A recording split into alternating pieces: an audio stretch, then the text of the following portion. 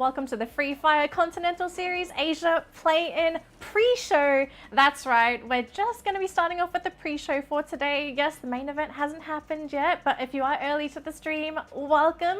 And if you're new to the stream, welcome to the English stream. My name is Danielle, and joining me is Shadow. How you doing? I'm good, Danny. How are you feeling? Oh, I'm great. I'm so excited for today's matches. Yeah, we are all excited about it because this is the do or die day for all these teams going to be playing in for today. But we're going to be talking about that first because we have a lot of things to discuss about. We do. So for everyone that's early to the stream, thank you for joining us. If you're wondering what's happening today for the play-ins, no, this is not the grand finals. Today we're going to be looking at the second and third seed teams from all of the Southeast Asian regions come together to play for 5 slots to the grand finals next weekend. Yes, that's right. The grand finals is next weekend. So it's essentially, Shadow, it is do or die for these teams. If you don't make it, you don't get a second chance.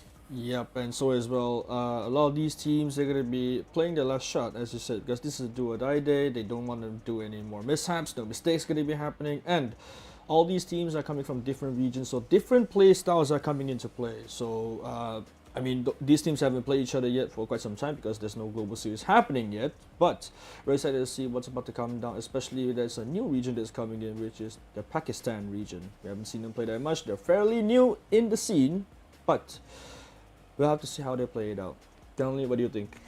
Well, I think that's actually very true, right? You get all these different play styles coming together, and you have to think, what are we going to be looking at? Will it be one play style? Is it going to be multiple play styles? Average?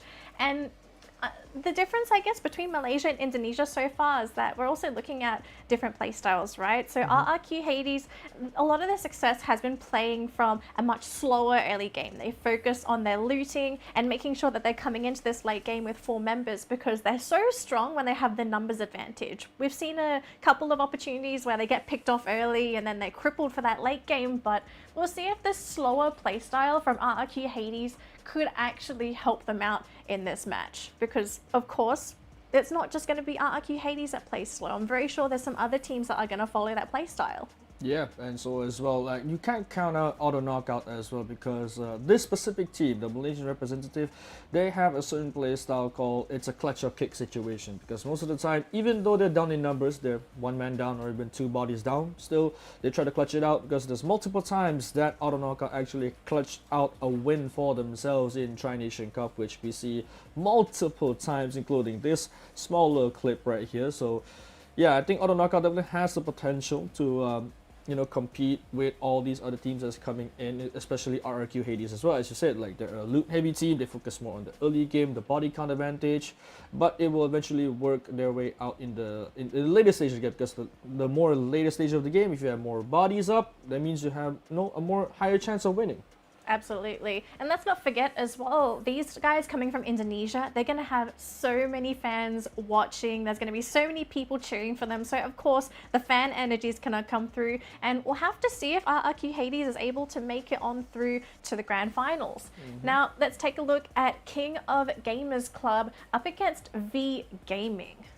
These two teams are definitely well to compare because these two teams, well, King of Gamers Club, the Thailand representatives are most known of their aggression. They do not take a single second to think about anything else. They just want to get those aggression on. They want to keep pushing you. If they push you into a corner, they will run you down to the ends of days. They do not care because in the end of the day, ruthless aggression wins on their side, and they have the history to back it up in certain ways. Absolutely. And then, of course, V Gaming, a representative for Vietnam. Now, V Gaming, they're a much more patient team. They don't necessarily decide to bum rush for a lot of these kills. They're not trigger happy. And they've shown consistent performance over the course of their grand finals as well. So maybe we could expect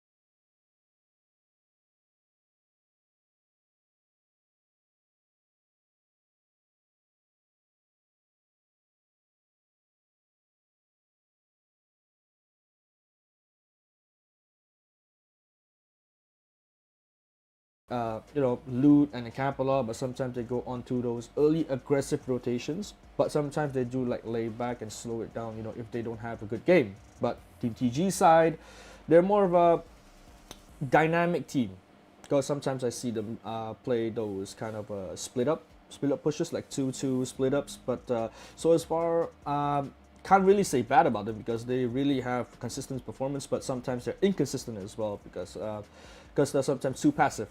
That's a bad thing to happen as well.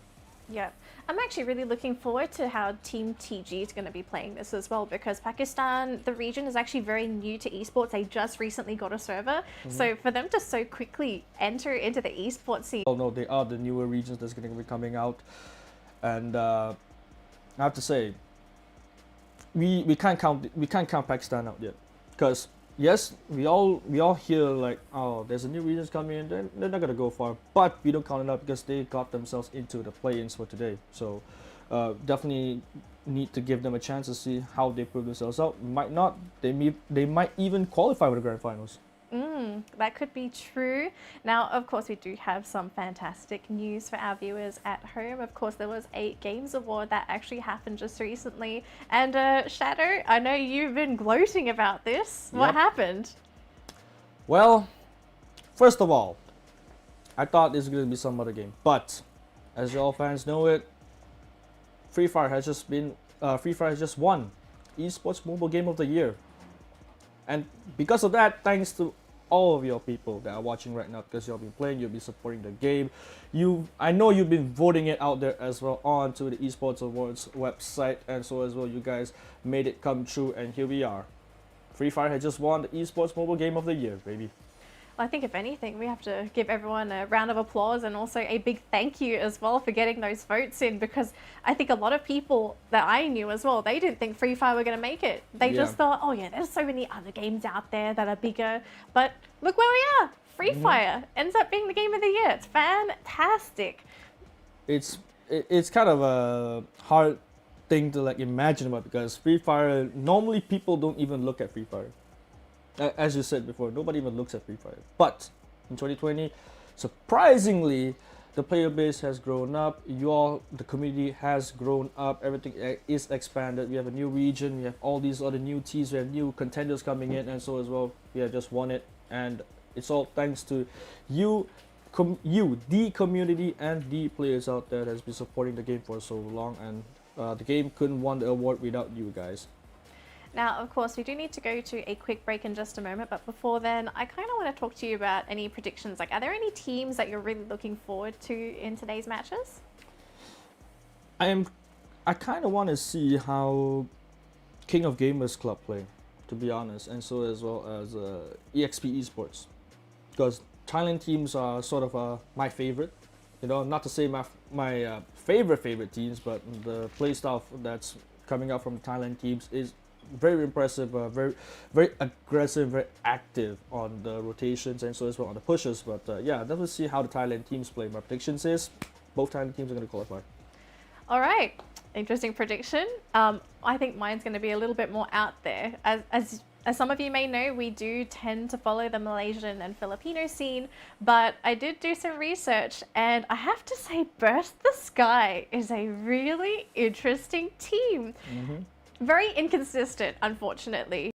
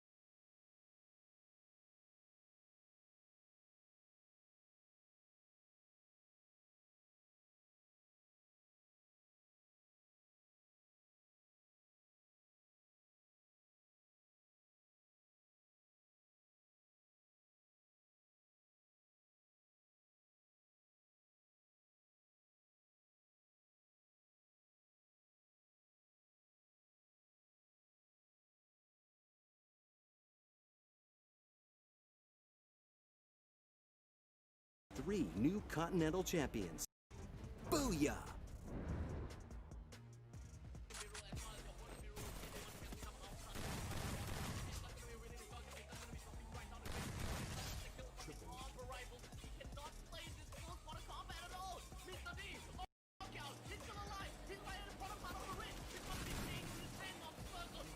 Their current position is not going to help them keep against anyone at all. Oh! Mr. D! Oh! He managed to get a... What? He was slowly pushing up as well. No, escape, make it.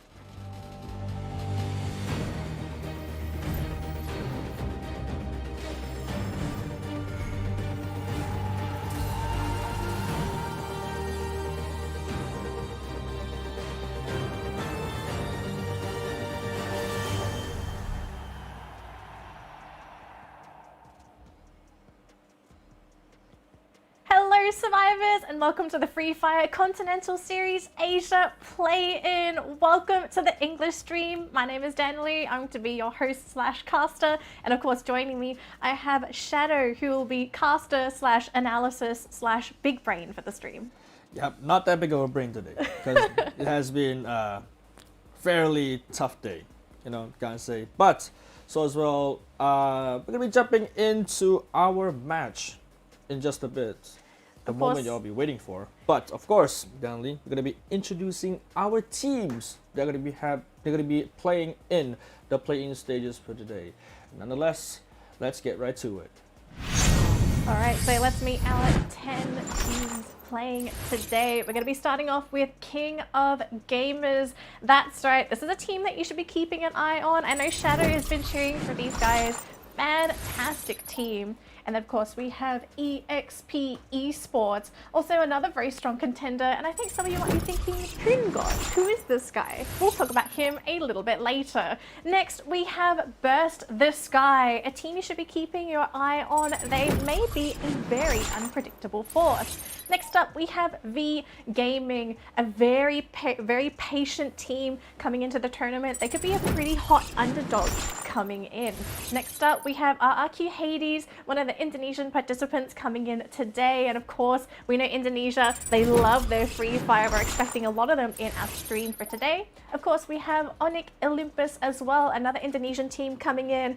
I'm really expecting a lot of Indonesian fans. Yeah, really do expect so. And so as well, moving on, we have Baby Argon, the Malaysian representatives. They certainly did really well on the Tri-Nation Cup, and so as well the performance is substantial. And we have Team CRX Elite, the team that is dynamic. They're going to be mixing up the things in the battlefields. Moving on, we have XTZ Esports, another India country representative coming into this tournament, one of the 10 teams that has qualified for themselves. Right now we have Auto Knockout, the second Malaysia representative team that's going to be playing on the play-in stage. They have a substantial record as well on the Tri-Nation Cup, substantial performance as well. And we have the Taiwan representatives, which is LGDS, and known as Goddess. These four boys, they are patient, they're aggressive as well. They're mixing things up. And we have our new boys, Team TG from the Pakistani region, going to be coming in. They're a little bit passive, a little bit aggressive, but they're mixing things up to see how it goes, and here we are. This is your point systems for the Free Fire Continental Series Asia. 1 kill rewards you with 2 points, and rank 1, which is the Booyah, will reward you 20 points. Second, you get 17, third, you get 15, fourth, you get 13, fifth, you get 12, sixth, you get 10 points, and so on and so forth. 7, you get 6, 8, you get 4, 9th, you get 3, if I'm not mistaken, yes, and 10th you get 2, 11th you get 1 point, and 12th you're walking away with 0 points. So placement does matter, ladies and gentlemen. Now, of course, for our match schedule, it's going to be a standard setup today. We're going to be starting off with Bermuda, followed up with Purgatory, and then of course we'll finish up our third match with Kalahari. And from the fourth game onwards, we will be repeating in the exact same format. Yep, and certainly as well, a lot of these teams tend to play more towards Bermuda, but can't so say. But this is the prize pool for the tournament for our Continental Series Asia. First place will walk away with a whopping $80,000. Second place will be walking away with $50,000. Third place $30,000. Fourth place $26,000. Fifth place $22,000. Sixth place will be going on to $18,000. Seventh place will be $16,000. Eighth place will go on with $14,000. Ninth place will you still go away with $12,000, and 10th place will be the same amount. On the 11th place and 12th place will walk away with $10,000 US. That's a massive prize pool to be working with. So, of course, these teams are going to be playing at 100% capacity. You've got to be playing your best because, of course, you are playing for a grand final slot. Now, for anyone that's just tuning in and you're not quite aware, today is the play-ins. We've got the second and third seed teams for all of the regions playing. Of course, we have all of the champions waiting in the grand finals, and we have 5 more slots, which are what we're going to be playing for today. Top 5 teams will make it to the grand finals next weekend, and then, of course, they're going to be trying to aim for that first place. Now, I know a lot of you are very excited for the upcoming matches, but don't worry, we are going to be starting very soon. But before then, please give a wonderful cheer to your favorite team in the comments. Let them know that you're watching. Give them as much energy as you can, because this is the day to make it or break it. You've got no second chances. This is the day you cannot mess up. Yeah, and so as well, this is the day as well to show how much you want it, how much you are dedicated. All the training, all the practice are going to be coming up, and today all these 10 teams that you're playing on the play-ins, they can't afford any mistakes. They cannot afford any single mistakes, because this is the do or die day. All that practice, all the training will be put into play. So as well, play styles might mix up, we don't know for sure. Strategies might change, we don't know for sure. So I have to say, like Danley, expectations coming in from these 10 teams like we all discussed earlier, but we have to talk about Burst the Sky. We haven't talked about them yet, because we have to continue with that, because as Burst the Sky is a really crazy team. They're doing stuff that no one would even imagine them doing it. It blew my mind when you told me about that. The thing. The thing. We'll talk about the thing in a little bit, because I feel like this is something that the moment you get me into it, I'm not going to stop talking. So before then, of course, we have a wonderful announcement to make. If you weren't here earlier for the pre-show, you guys are going to be so excited for this. Just recently, Free Fire was announced for Esports Mobile Game of the Year. There were a lot of people that doubted Free Fire being one of the nominated esports, and I'm going to be honest, I thought there were a couple of other esports mobile titles that would actually secure it, but we did it. We did it. It was a community effort. Everyone voted for Free Fire, and we did it. So, of course, from us, the desk, and everyone that's playing Free Fire, give yourselves a round of applause, and we want to thank you for voting for Free Fire. We very much appreciate it, because if anything, we've got to spread the love. Let people know that Free Fire is out there. Yep, and y'all won that booyahs for sure, and you helped Free Fire win the booyah. Win the whole. This is the biggest booyah that Free Fire ever won, because they just got Esports Mobile Game of the Year, and as Danley just said, a lot of people doubted it, but you guys just made it happen. But before we jump into anything, we have a small little tease up right here. We have a comparison. We have a Baby Argon and LGDS on the screen right here. And Baby Argon, coming from the Malaysian representatives, they have their records being thrown out, performance being thrown out as well on the Free Fire Tri-Nation Cup. They did substantially. They did a really clean. They have really clean fights, and so as well, more of the playstyle will go on to as Downley would use the word vulturing, and so as well, we'll call it third partying. But LGDS, they are the kind of team that loves to play a little bit more passive. They don't, from the way I saw the VODs, they don't really take fights that early on, and they're really more towards the passive side. They do not take fights that they don't want to take, and they know if they take it, they'll lose it. So they don't take losing fights, they only take winning fights. And that's something that it's kind of hard to play that way, right? You have to hold it back. Even if you see a kill opportunity, you have to measure the pros and the cons. And clearly you can see that LGDS, their score, someone would assume that they're a very aggressive team. No, that score is because they make it to the late game and they farm those kills in the late game. Yeah. So Partly it'll be counter. very, very interesting to see how LGDS sort of comes into this. Of course, they're playing with a lot of other regions. There's a lot of people cheering for Baby Argon as well, because would you say that Argon could be quite similar to LGDS under certain circumstances? I have to say, if Baby Argon is like leaning more towards the passive side of playstyle, yes, it will be like more towards LGDS. But sometimes Baby Argon wants to switch it up. If they're having a good day, they're having a good adrenaline rush, they go for more of an aggressive playstyle, more towards the Thailand playstyle. You know, they go for aggressive pushes, they use their glow walls aggressively, they even use their vehicles aggressively. I have to say, I have to give props. Baby Argon actually really uses their vehicles really well. In terms of pushing, in terms of rotations, they just did a spectacular job around it. And so far, I don't see any teams use their vehicles so well enough to like rotate around the entire map, and so to get them to the safe place and get themselves an advantage onto some certain vantage points, like on the hills, on the cliffs, and so on and so forth. So, you know, kind of to see how this plays out, because they're facing against LGDS today. LGDS is a different team as well. Yeah. Speaking of vehicles, going back through all of the regional qualifiers, I don't really see any teams utilize vehicles at all. Is there a reason as to why teams are not utilizing vehicles? Is it something that might give their position away? Are they worried about actually being blown up? Like, what's the deal with vehicles not being used in Southeast Asia? Well, it's a high risk, high reward kind of thing, to be honest, because as we know, like vehicles, yes, it does give a loud noise, like throughout that specific like area if you drive by, but there's some places you really need to use the vehicle to rotate yourself to even a better spot for yourself. Easier to say, because some maps like, I don't know, Kalahari, you don't need a car, because Kalahari is kind of a smaller map per se. It's more much more dynamic. You can meet anyone at anywhere.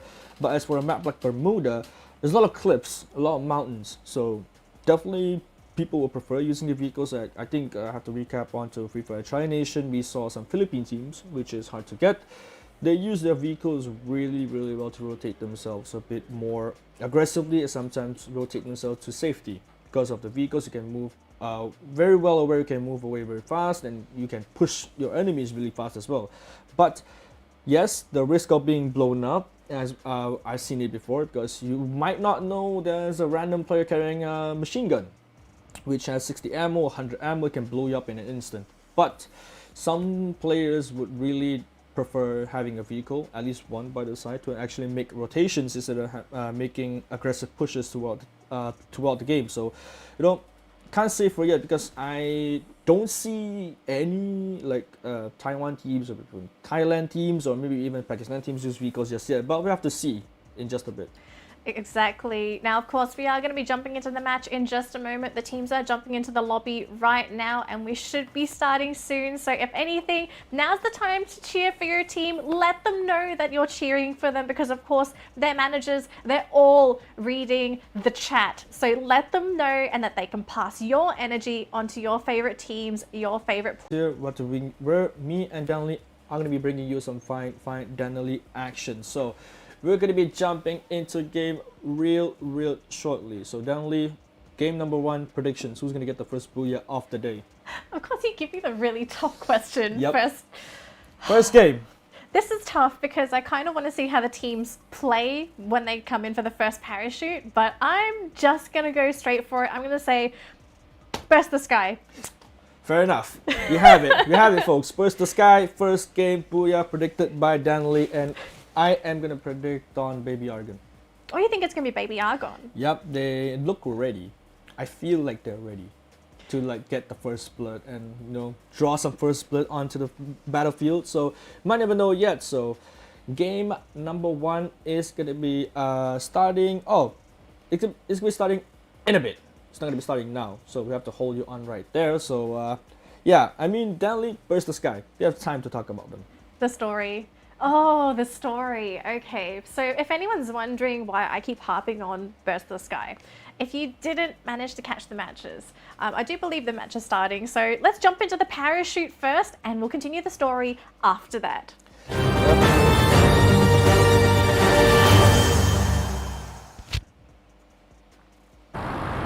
And hear ye, we are in Bermuda for our first game of the day. The flight path will be moving towards the northwest side. to the northeast side. So as well, all these teams are dropping arrows away. You can see, ooh, a lot of teams are actually going to converge on the southern side of the map. As we can see, 3 teams already going on to Bullseye, going to Observatory, and ooh, all these teams are fairly split up. And you know, V Gaming, as we can see, really passive team coming out, and they're looting up first. So, Danley, on a map like Bermuda, do you think vehicles are necessary? Because I think it's necessary because there's a lot of places you can rotate to, but do you think it's really that necessary? I guess it also depends on the spread of the teams, right? If there are too many people within your vicinity, it's a little risky. You don't know what guns they have early on until they start shooting. So I think you're going to have to scout things out a little bit, just sort of test the waters to feel what everyone currently has. And if you see an opportunity, I do think you actually can get out with that vehicle.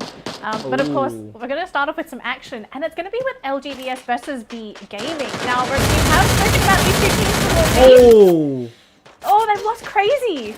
Yeah, they instantly got reflect. Oh no, Roro just finishes off the kill, and that is looking bad for V Gaming. They only lost 1 man down, but it's fair on the 3v3 situation. But Big Silly, if I'm not mistaken, is gonna be trying to finish off the kill, and so as well they are firing off long range. But one of the members from LGDS will be hiding behind the vans. It's gonna be ETA. Who's been hiding, who's going to be fairly safe for now, but Mako is going to be hiding behind the tree, looking for some cover, trying to get some shots going on, but at the end of the day, ETA will be bleeded out, so these two teams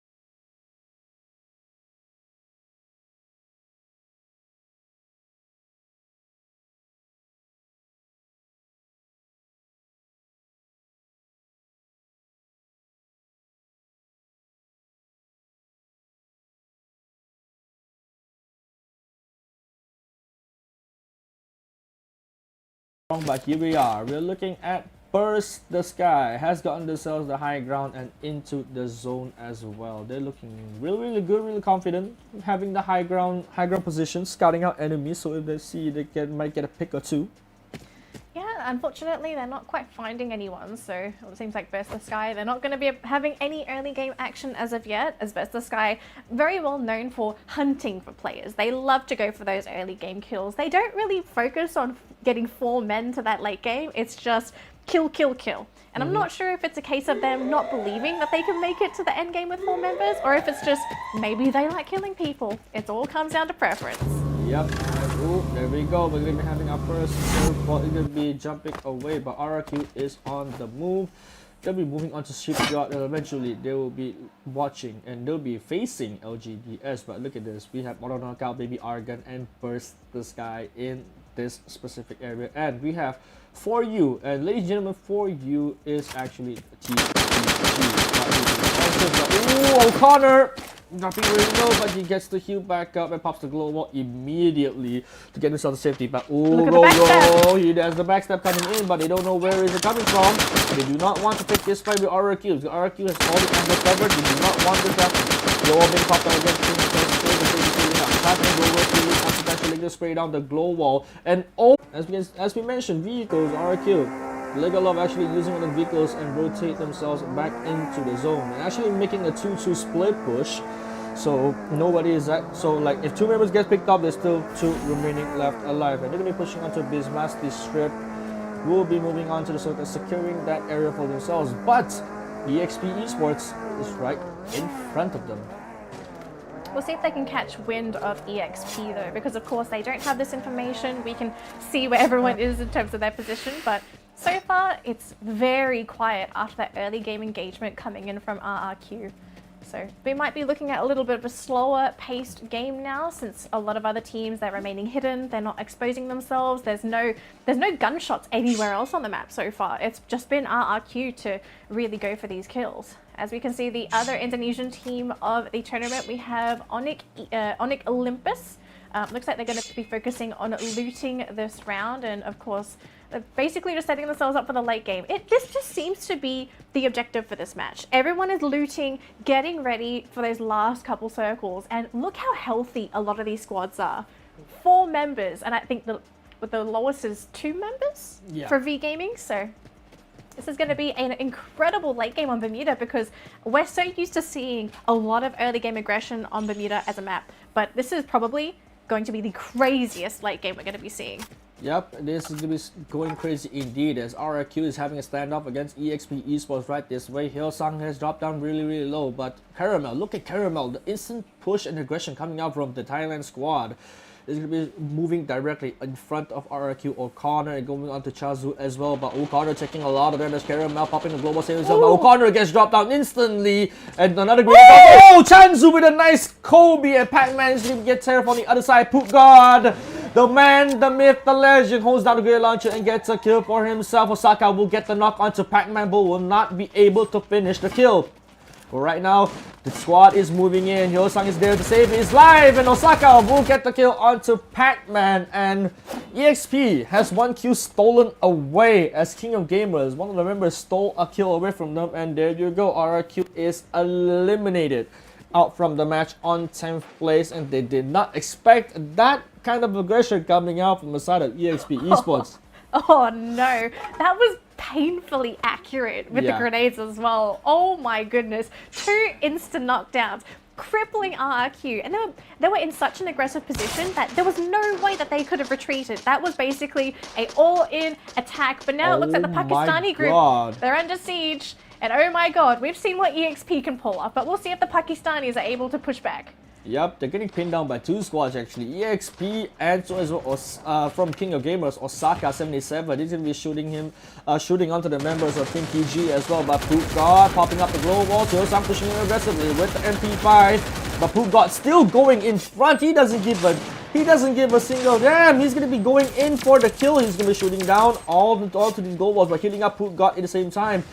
Oh, this is gonna go crazy. They'll be having the shotguns ready. Glow walls being popped up. Grenade being thrown out as well. The 1 member from, or 2 members from Team DJ will be stuck inside the glow wall. 1 Sunny is gonna be dropped down. 1 more. He could be running away, but Poop God will get knocked down as well for the trade. But Sharky, 50 HP left, and Poop God is just gonna be pushing him with the shotgun. He's going aggressive. He's going for the kill. He doesn't even care. Pushes outside from the zone. Oh, he gets knocked down by the no scope by Sharky. This is not good indeed. Poongon already knocked down, and Poop got knocked down as well. Hyosang will go for the kill, but Poop God is gonna get finished off, and Poongon will be still alive, but EXE Esports barely escaping that crisis, and they're outside the zone. Zone is shrinking in. They have to move fast, but first the Sky is there for the answer. They're going to be facing against Baby Argon in this matchup. Oh my god, that was a really nice shot onto Baby Argon. Jabat gets taken out instantly. They have 3 kills, they have 4 kills. They have taken out 3 members from Baby Argon, and this is not looking good for Baby Argon as well. And look how quickly this all escalated. That's going to be a very painful loss as well for Baby Argon. Jabba, a huge playmaker for that team. So of course it's going to be very difficult for them to secure these placement points now. They'll have to play very, very carefully. We're already seeing BTS going for those third-party kills. They're just basically hiding in the background, getting those snipes in to just try and get themselves those extra kills. They are still trying to look for kills, but it looks like for now they're actually going to be hit by King of Gamers, and we'll have to see if they can manage to make a successful trade here, because they also have to worry about EXP on the sidelines. Yep, but EXP knows the whereabouts of first the Sky. They're going to be pushing out. Caramel firing up some shots, and Hyosang is there to be scouting out with the pan. He's going to be moving around the field to actually scout out where is the members from versus Sky are playing on. Right now, Caramel still firing some suppressing shots, but Loyal is there to reply with some Dragonite shots. But circle is going to be shrinking. The 5th circle is going to be in play. Shots are being fired out by the side of King of Gamers. They have the circle, they have the area, and this is not looking good. But oh my god, look at Burst the Sky. They're just pushing in with the car. They're moving in with the vehicles. They just give a damn anymore. Burst the Sky going on to the compound, pushing on to, oh my god, Loyal just gets dropped instantly. King of Gamers going off an aggressive mode. Bayo with the shotgun. Will he be getting the kills on the Bayo? Yes, he will. Right now, it's all up to Bayo. 1 man alive. The circle will take him out, and King of Gamers will be taken out already. And right now, Onyx Olympus. Wait, what just happened? Oh my god, what? Okay. Everyone died off the zone. And then Onyx was just like, I'm just going to sit on the sidelines. Booyah, Wow. guys. Booyah. Wow, oh wow. Wow, oh wow. Okay.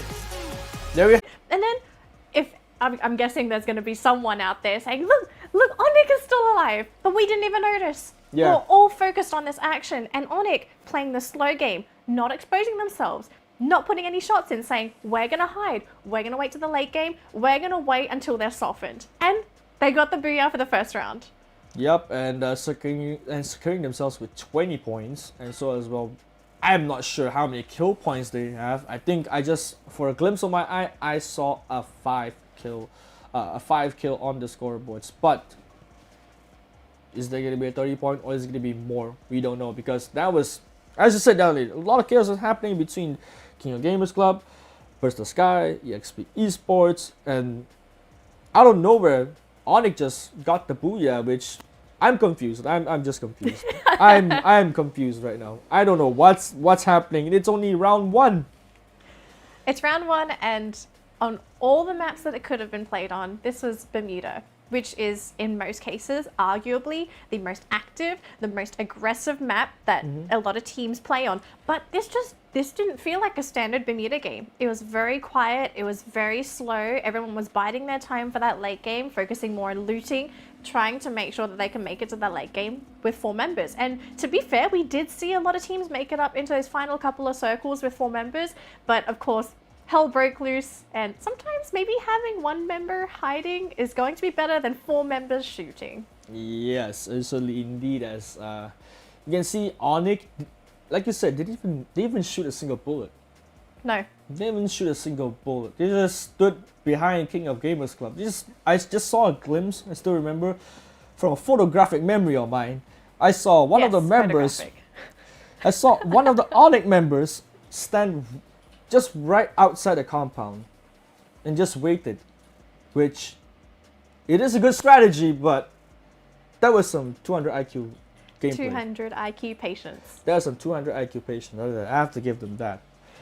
Of course, I know we're going to be very excited to see the scoreboard if we could, because we also need to see who got all the kills, what kind of point allocations we're looking at, and we're not quite sure if we're going to be able to see it in a moment. So if we don't, we are going to jump straight into the next game, which is going to be Purgatory, but we'll keep you guys updated on when we're going to be able to see the scoreboard, because I kind of want to see where everyone's going to be standing. We saw RRQ play a very aggressive early game. They did go down, unfortunately, but they did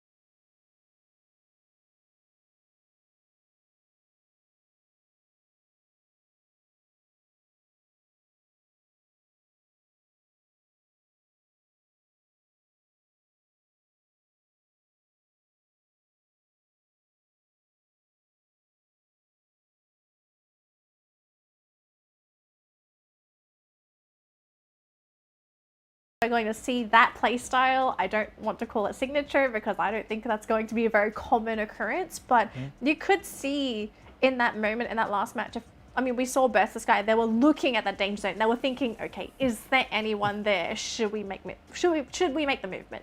They didn't see anyone, which it was the correct play to make. So I'm looking forward to seeing if maybe anyone else pulls off the danger zone play, but to be fair, I think the odds of that happening are very low. Yeah, and so as well, if ladies and gentlemen at home, if you guys missed out esports game awards, Free Fire has just won themselves esports game of the year, esports mobile game of the year, and all that is thanks to all of you that's watching at home. All of you guys have been voting it out, making the community great again, and making the game great again. 2020, no one was talking about Free Fire until now. Right now they won the award, everyone's talking about it. Everyone is thinking, what is Free Fire? How does it play out? What's the esports scene look like? And that's for you guys to explain that to all the people that doesn't know about it. And so as well, you guys need to bring them for the action. But right now, we're going to be jumping into our standings real soon. Our standing is going to be coming in real shortly. And we'll see which teams are going to be placed in which positions first. We don't know that for sure. I think Onyx will definitely be on first place. I think to be fair, Yeah. Onyx is most likely going to be the team on top Yeah. of the leaderboard. We didn't see anyone dominate the kills so far. It was very spread. I think the average was 5 kills, so it might be spread across a couple teams. But I think for Onyx, we could be thinking, well, Yeah. thanks guys. Yeah. You know, free Thanks for booyah. thanks for the free booyah. You know. It wasn't. To be fair, it wasn't free. I mean, it's kind of disrespectful, right? They Yeah. did play it very tactically. Yeah, true. And not to say that, like you said as well, Dali, they play in a really respectful. They didn't mean any like disrespectful behavior or whatnot. No, But no. sometimes trigger discipline is the play. It's just the play. It's the way how it is. It's how battle royale works. Sometimes you don't shoot. If you don't shoot, you get a win. Eventually, you know. Eventually, you know, because in battle royale, all you need to do is survive. We don't recommend this advice for pubs. If you're Yes. playing with pubs, just shoot anything that moves. You'll Yes. probably have a better chance Yeah, winning that way. because you would never know someone is just gonna shoot you back if you don't shoot at them. No. So Just yeah, kill 'em. yeah. Trigger discipline is the key, but sometimes you gotta shoot. Shoot anything that moves. Don't care. Do not attempt to copy anything that happened just now onto the game. Do not attempt. Do not attempt. Unless you join organized esports. I think that's what Shadow is trying to say. Yes. I mean, as you said as well, don't do that in pub games. Only do that in scrims or competitive games. That's the play. In pub games, just have fun. I think that's Yep. how it should be, no? It's like you're supposed to play Free Fire for fun. Yeah, Free Fire is a game you play for fun, you know. I mean, the fun is killing people. I mean, if you wanna hide to the last circle, be my guest. But I wanna have fun. So Yeah. I don't want to keep all my bullets just for like proning into a building and not doing anything. Even if I get the circle, I'll just run out and kill people. Yep. I don't really care. That's the play. Do it. Keep going. Just do it. But I think we heard from the production guy. I think standings are in. Yes, no. No, not Okay, yet. it not seems. yet. All right. So Seems if the that- standings come up, we'll let them come up.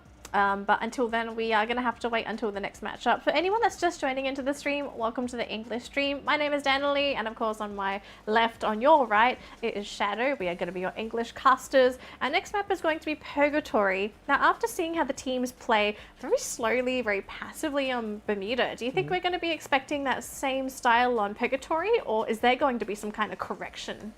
There's gonna be a lot of correction happening onto a map like Purgatory because it's really diverse. But here are your standings. As eventually, King of Gamers is on the top spot with 35 points with a total of 9 kills. Onyx Olympus with 30 points with 5 kills.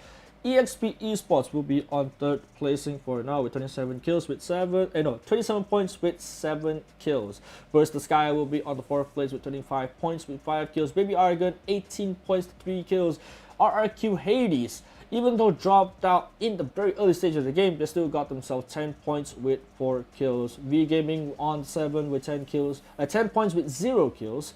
Number 8 will be CRX Elite with 6 points with 0 kills. Team TG with 4 points with 0 kills. XTZ will be having us out 3 points with 0 kills. LGDS 3 points with 1 kill at auto knockout. Really unfortunately going out in the very early stages of the game, having themselves 0 points. So having the standings here, this is now going to give us a little bit more information as to sort of what happened in that first round. And I think it's very peculiar to see that a lot of the kills are very top heavy. Top 6 teams securing the majority of the kills. The only exception was LGDS with their small engagement with V Gaming, but minus that, yeah, I think we're starting to see where the teams are going to be playing on the leaderboard. Of course, by no means does this mean this is what we're going to get for the rest of the day. We've got different maps playing, and of course the teams are going to be adapting on the fly. As we take a look at some of our highlights for game 1, we did see RRQ just put a load of pressure onto LGDS, basically pincering them into the, they can't go into the safe zone. They're basically just cut off. Yep, and they got pushed in the corner so bad they just got run over by Pac-Man. Pac-Man is barely aggressive, but this look at replay. this one. This Poon God just lobs grenades, lobs the grenade launcher. I mean, they didn't lob grenade. They have a grenade launcher on their hand in their inventory just for this execution right now. You can see grenade launchers are being popped out, and this shows how EXP Esports is one of the teams that you need to be afraid of when they're pushing you, because they are super highly aggressive when it comes to these pushes. They know how it works. They use their globals aggressively as well. Look at that. And then one push on the Team TG. Team TG didn't even stand a chance. They got stuck inside the global as well for the push. Can we also give a moment to appreciate the themed outfit that we're kind of looking at EXP Esports? It's beautiful. I love it. It's they're having a moment of they're having a ballet stream, Ballet. They're having a performance of the time. They'll be dancing they're dancing ballet in with their ballerina suits. And so as well, this is the last remaining highlights that we can see on a Poon God. Will be chasing down to Shaki, but got hit with a no scope. And that was a little bit of a unfortunate play for That was EXP. unfortunate. Like, because of that one knockdown, they had to commit to all of those blue walls, and they still lost one of their team members, and it was one of their major team members as well. So, horrible loss there, unfortunately. This was a very ballsy play coming in from Burst the Sky. They just come in with the car and say, look at Onyx. Look at where is Onyx. They're just standing there and they're like, hey, you guys, fight it out. Yay. And, Loyal will be first to drop down, but Bayo tried his best to actually refrag on all to his members, but they didn't stand a chance. And, Onyx will be getting all those last-minute kills onto the last remaining members, onto King of Gamers and so as well. That's a really good play, in a sense. You wait out all the chaos happening around and just go in and swoop, get yourself the booyah. And fortunately, that booyah is not enough, because King of Gamers has more kills and eventually getting himself more points, as they're sitting on top of the leaderboards right now. As ladies and gentlemen, play-ins, top 5 will be qualifying themselves into the grand final. So, Danley, what happened to the Malaysian representatives? Oh, They kind of fell off. well, I think in the case of Auto Knockout, we didn't get to see how Auto Knockout got eliminated. They were on the other side of the map. I believe we were focused on LGDS when they got eliminated. In the case of Baby Argon, though, they lost everybody. Yeah, all of a sudden. And the most important thing was they lost Jabat. Jabat is the one he's a huge playmaker for Baby Argon, and the whole team kind of revolves around him. And with Jabat gone, they can't secure kills, so they have to focus on placement points. But they were in a horrible position as well. The circle was shrinking, and they only had one member left, and there was no cover to go towards that safe zone as well. So they put themselves in a horrible position, but you can't blame them as well, because the circle placement, no one knows until it pops up. Yeah, and basically, I think I can say that King of Gamers at Onyx has the circle all the time, because I don't know, it's just that the RNG kind of element, when RNG comes in, anything can happen. Like you said, everyone can get the circle, anyone can get the zone, and danger zones as well. Anyone can get hit by the danger zone. But I think Critical X Elite, they weren't having a best game of their lives, because I saw them a little shaky. They kind of went over towards the super passive playstyle. They didn't even bother pushing anybody, and they just got pushed back but we'll be going on to game number 2 real shortly. But in that case, game number 2 is on Purgatory. Yes. And the map is real diverse. The map is a little bit bigger. Oh, and it's a lot bigger. It's a lot A bigger. lot bigger. Yeah, but I like to call it a little bit bigger because the teams don't drop all across the map. They tend to converge into one small spot. Are you sure though? Because Circle shifted away, so they have to proceed to move north. They have to proceed to travel towards north to take care of the circle, get their positions, get their area control, get their zone. But Purgatory, I can't say. It's really hard to say because these teams are playing super different. different from. It's very different. It's really different, and it's hard to predict sometimes.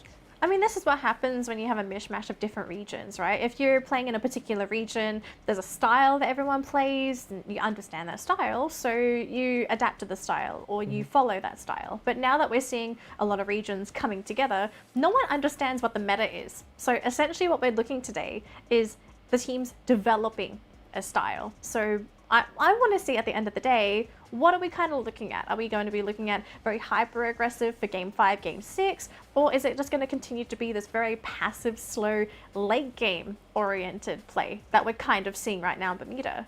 Yeah, I think we're gonna be seeing a lot of those passive, like you said, Elden. We're gonna be seeing a lot of those passive, more of a like passive, slow start of the early games. But when it goes towards the mid to late game, we're gonna be seeing a lot of chaos.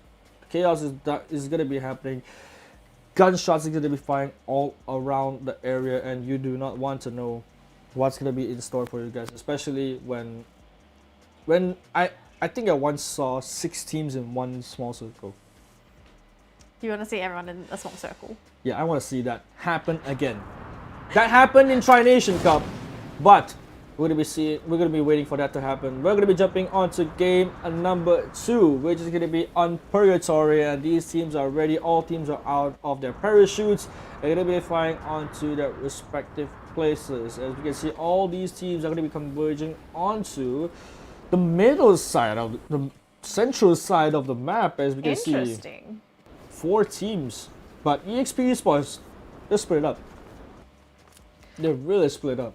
Yeah, so we're not really seeing anyone heading up to that sort of top right, Yep. top left section. It's very empty, but we're going to be seeing a lot of action here because, of course, poor LGDS. I don't know how they do it. They always seem to drop next to somebody. Now, this Yep. time it's going to be up against Baby Argon. Now, we know Baby Argon, of course, they've got Jabba alive. No one's died as of yet. He's very accurate, but maybe, could LGDS be more accurate? Maybe, but can't say that for sure because Baby Argon is a team that's relatively aggressive. They want to switch things up in the early stages of the game, but RRQ is going to be nearby onto Baby Argon as well. There's 3 teams in one vicinity, and I wouldn't say they're going to be starting a fight soon, but we'll just have to see who shoots first and who makes the first gunshot. You know, when first gunshot goes up, eventually chaos will come down and bullets will start flying all around.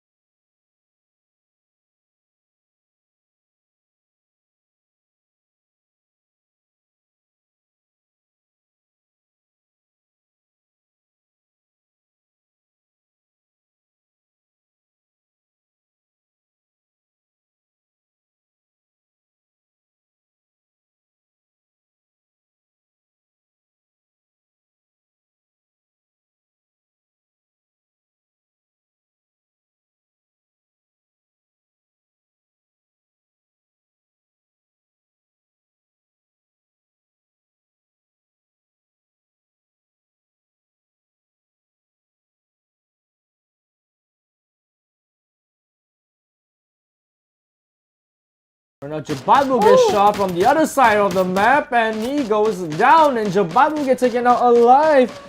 And that is not looking good for Baby Argon from this early start of the game, as Phoenix is gonna be the only man left alive standing. He's walking into the danger zone. He doesn't even care anymore. He's gonna be risking it. He's gonna be trying to stay alive as long as he can, or maybe even just throw his life away. This is not looking good for Baby Argon. What a horrible start.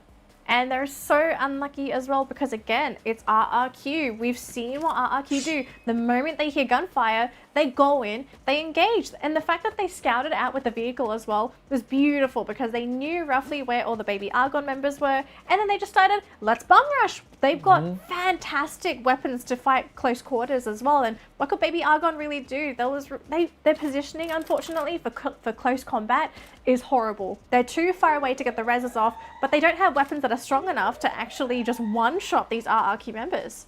Yeah, and RQ definitely just swooped in and gets 3 kills for themselves. And one of the kills is actually again third-partied away from the other team, from the opposing team in the vicinity. I can't recall who, but they got 1 kill for themselves. But right now on our screen we can see auto knockout. These they're not having a great game earlier on. Round number 1 they're not having a great time of their lives, but round number 2 I think they might switch it up. And right now Team TG will be on our screen, and oh, look at the team. They're chilling. They're chilling. I mean, they're doing pretty well for themselves so far. I think a lot of people didn't really know what expectations to come in for the Pakistan team, but so far I'm pretty happy with how they played. We've seen the competition. We're looking at some very, very accurate teams, very strong skirmishing teams, and maybe they won't excel in the skirmishes, but I think position-wise and leaderboard, they're doing reasonably well. And so as well, they definitely want to. They are making their opponents playing with their pace, because all these teams are trying to force all the other opponents to play on their pace, because you certainly don't want to fall into your opponent's pace, because some opponents tend to play fast and some tend to play slow. Right now on our screen we can see Onyx actually running away from Burst the Sky, or maybe rotating away, as Burst the Sky already has this info in their hands.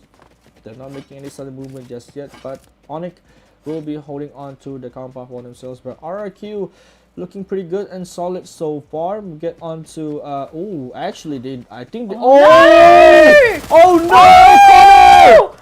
Connor didn't pull out the weapon in time, and he just got knocked away. Will he get finished? And yes, he will. Phoenix just got himself a free kill, and Connor. Oh, Phoenix! God. Phoenix just gets away with it as well. Oh, he gets away with murder! Oh no. This man! Oh no. Oh, this... Oh! That's a nice knee coming off Legaloff, and he'll get the finishing kill. But that was really unfortunate for O'Connor. He didn't notice that Phoenix just chilling inside that compound until it was too late to draw his gun out and go for the kill. But on our screen, nonetheless, we have Onyx versus Auto Knockout in a fight in a 4 versus 4.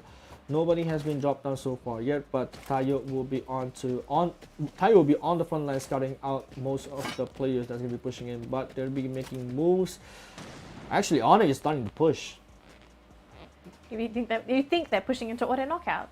Yeah, I think they're making a move to push, and I don't think auto knockout knows where Onyx is. I think Tayo spotted Zen, if I'm not mistaken, because there is a glimpse of that area that you can stand on top of those concrete boxes. You can see throughout that whole entire area, but we are not sure for that yet. But on the screen, Burst the Sky yet again. Danger zone pops for I did danger zone magnets. I don't know. Maybe they just know where the danger zone's gonna be. And they just coincidentally nearby danger zone all the time. But they're just looking at it. I don't know why they're looking at it. Don't look that way. Come on, look the other way. Well, what if it's very nice? It's relaxing. Just watch the danger zone. You know, just chill. Nothing's really happening. You gotta watch the fireworks. True. While you're waiting for the circle to come in. Oh, actually, it looks like V Gaming might be running right into LGDS. Yeah. Ooh, this is going to be a spicy fight, as LGDS has been known for a really passive team, but the circle is pushing V Gaming towards LGDS, and LGDS has to make a move as well, because the circle is going to be pushing them in soon. 1 minute and 20 seconds left into the third phase of the circle. But I want to know if we're going to be looking at a truce again. I don't think they're looking at a truce. No 1v1 trade. No. No, they're just They're going looking to into kill. they're gonna go into the compound with the shotguns, with the MP40s. They're just bomb rushing in. They don't care. They know Binsu is already in the compound. He's gonna be jumping all around, hearing more of the footsteps, getting more info for themselves, but they're not making any moves. Seems like they don't quite know where everyone is. Grenade, couple of grenades being tossed out. No, they have been tossed out, but none have connected so far. Good news there for V Gaming. Ooh, just by an inch. Dodged out by just by 1 inch of a pixel. If not, he'll get knocked out instantly by on the stairs. But right now, Crazy on our screen, but not many fights. What? Wow, look at this. It's a 4-way. Oh my god, Legalove just gets instantly dropped out by auto knockout. But oh, Shura will get dropped out by King of Gamers. This is not looking good. Shura gets dropped out instantly. There's no way Shura is gonna get picked up, but Miro is there for the save. But will he get the save just in time for the knockout? But no, almost finishing out. But O'Connor will be looking on the kill onto Team TG. This is a 4-way standoff, ladies and gentlemen, on this early stage of the game. There's actually a 5th team in there if you take a look at the top left corner. Okay, there's a 50. This is a 5-way standoff. RQ is stuck in the middle. They can't go anywhere else. But right now, back onto V Gaming. LGDS is going to get pushed out by Binsu. Binsu will get the first knock. Will get the second knock. Will he get the second knock? No, but Glowwall gets popped out. He's going to be trying to push in, but second knock does indeed happen. But Roro is still left alive. Binsu is going to be chasing him with the shotgun as well. We get the knock. Glowwall being popped out. Left, right, up, and down. But V Gaming is still 3 men left alive. It's all up to Roro. Just left in the corner into the in that glow wall, but nope, he has gotten himself away. But Binsu is going to go there for the chase, landing on some shots, and there we go. LGDS will be taken out, and your new kill leader will be on to V Gaming, getting himself the first kill, eliminating out LGDS. But we have a standoff between King of Gamers Club versus Auto Knockout. Auto Knockout, they are running 1 less member as well, but of course King of Gamers also only running 3 members, so it's a 3v3 so far. We do have a vantage point there for AKO. Zen is currently sitting in that tower, and of course he has 2 members sitting in the opposite house, but they can't quite get the angle. Zen does need to be careful though, because Kevin, he has his aim set on Zen. Zen doesn't even want any part of it. Is the man and the savior will get 2 kills for himself. Will he get the 3rd kill for himself? But no, Zen is still stuck on the sniper tower. He can't help his team. He can't help them at all. King of Game is just gonna get free kills off the auto knockout and gain free points, and Zen, he just can't get away. And the oh no, the save zone is pushing in. He's gonna be stuck outside the save zone for quite some time, taking a lot of chip damage coming out. XTZ is gonna be get killed by Onyx as well. Lau will be getting onto damage on Mr. J. Mr. J gets knocked out. Right now, Pac-Man will get the kill on. Will be knocking out 2 members from the side of XTZ, and XTZ will be eliminated. Right now, Burst the Sky is on top of this hill. Will be getting the chip up damage onto RRQ. RRQ in a very sticky situation as well. They're getting pinged down from 2 sides. Onyx is gonna be getting themselves all the loot that they can. They just eliminated XTZ Esports, and it is not looking good for RRQ indeed. Will they get a second booyah in a row? No, will Onyx get the second booyah in a row? That's the biggest question. Auto knockout has been aced and will get knocked out. And right now, Bayo will get knocked out. Global being popped out. He's gonna get saved. Shin, the marksman, is gonna be trying to snipe out some of the opponents that he's gonna be seeing, but he does not land any shots. But Lawyer will get knocked out, and he will get finished out by one of the members from, I think it's from Team TG. Right now, V Gaming as well moving in onto Team TG. This is massive chaos going around. The King of Gamers, last remaining member Kevin, is going to be swimming away, swimming across the river and getting himself a safe spot. Now the circle is going to start getting smaller now, and by running out of space for all these teams, we have EXP actually engaging into the Pakistan team for you, actually trying to go in for the punish. Oh, Tala gets knocked down, and so does Soph. Does that pull up the God! shot? But on the right side, we're also seeing another team breach in as well. Can they hold their position? There's no way that they can get the res off, so now they're basically just stuck where they are. Sunny now trying to go in for the res, but there is so little room. RQ Hades has been eliminated. V Gaming coming in from the right side. We still have EXP ascending from that north, but King of Gamers also sitting on the sidelines. Onyx, last member, no, Jars is also there as well, but they're trying to breach into this house. BTS, they're trying to hang on, but oh my god, Shadow, it's getting very chaotic now. Oh my god, this is just, like you said, it's going chaotic. EXP Esports is going to be having a fight, but Bayo is going to be one man alive left to face with 2 members from Onyx, or maybe even 3 members from Onyx. But Onyx, Lau gets knocked out. They got third party by King of Gamers. King of Gamers just killed them off and got 3 kills on themselves. And Caramel, only 1 man alive left from EXP Esports. Going to be holding his ground, popping the glow, trying to save himself and taking himself to cover. But oh, glow will get popped out. He'll get taken out by Team TG. And right now it's down to these 4 teams in this small specific area onto these boat houses. But Mako making the plays, making the moves. And EXP Esports will finally get eliminated, and First the Sky will be eliminated as well. We'll be leaving the round on 4th place. And right now down to these 3 teams. King of Gamers, Osaka, 1 man left alive. He's making the plays, he's going ham. He's want to get as much kills as he can because he's on a top 2 situation. He knows he has enough placement points. Oh my god, Osaka just running in onto Sharky. Sharky will be landing a lot of shots onto Osaka, but Osaka is still going on to push. He's going to be pushing on to members from Team TG. He's going crazy, he's going ham. He's not getting any damage shot out, but oh, he'll get taken out by V Gaming indeed. By V Gaming. So, oh, a headshot landing onto Sai. And now it's down to a 3v3 situation, but he get picked up. It's now down to a 4v3 situation. We've got 10 seconds to go. It's going to get smaller. This is such an awkward circle. This is going to be really, really awkward for these 2 teams. Global being popped out. Grenade game popped out. Will it land? And no, it won't be safe beside Global right now. Circle is going to be shrinking in.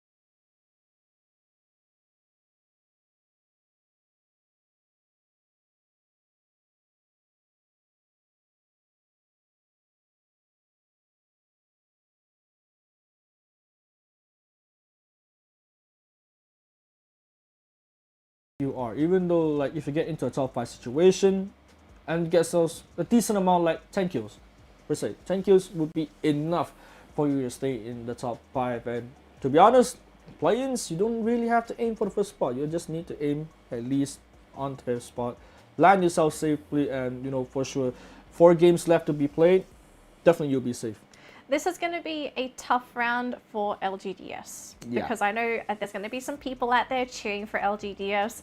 Very strong team, but thus far they've been one of the first 2 teams to be eliminated. And I think up until this point they've only gotten 1 to 2 kills, which especially during a round like this, they have to get the next 2 to 3 rounds of booyah or go ham with kills. Otherwise, I don't think there's a chance that this team can actually make it to the top 5. Yeah, and I have to say auto knockout as well. They did not have the game. They didn't have a good game as well on Purgatory because they just got pincered from 4 other teams. I can say 4 other teams that we saw that 5-way fight in the middle of nowhere.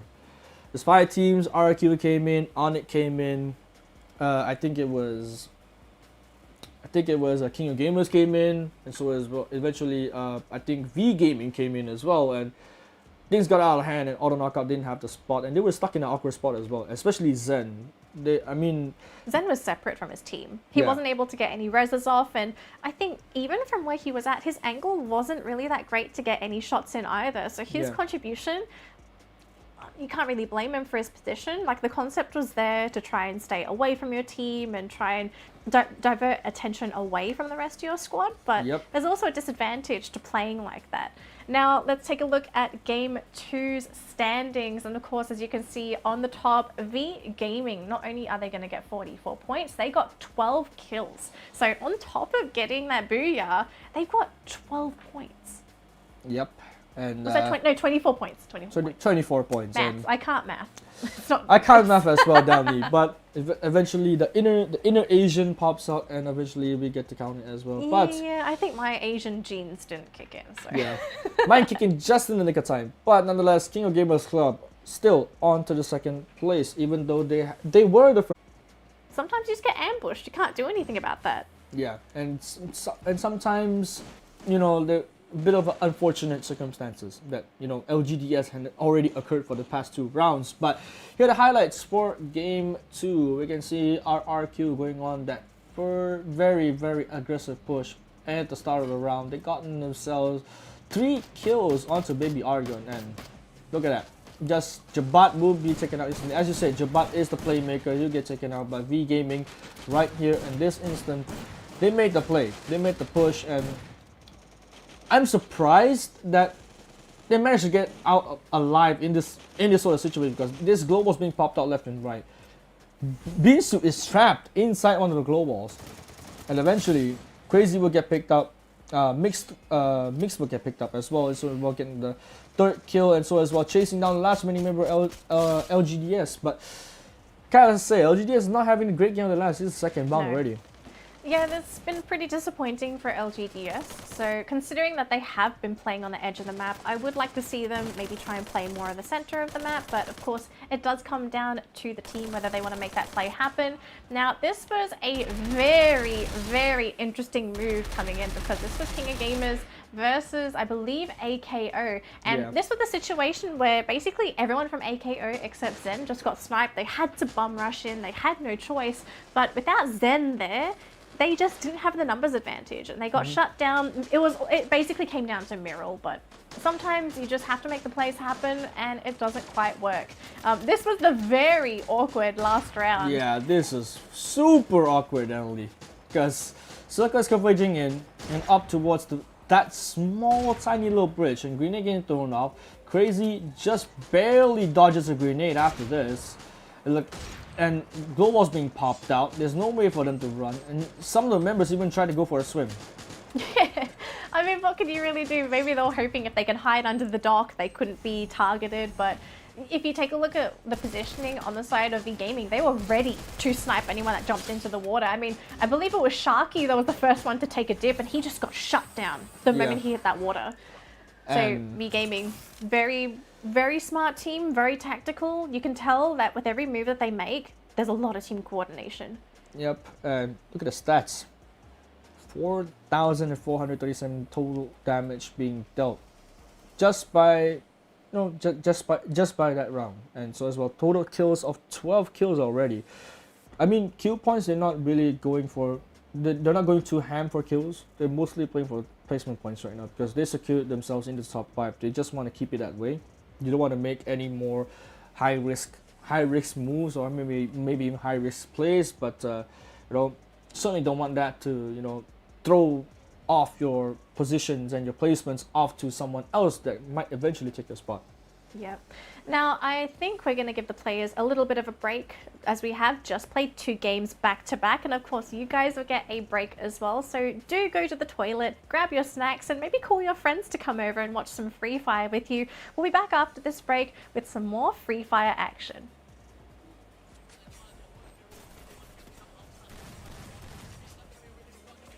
Oh my god.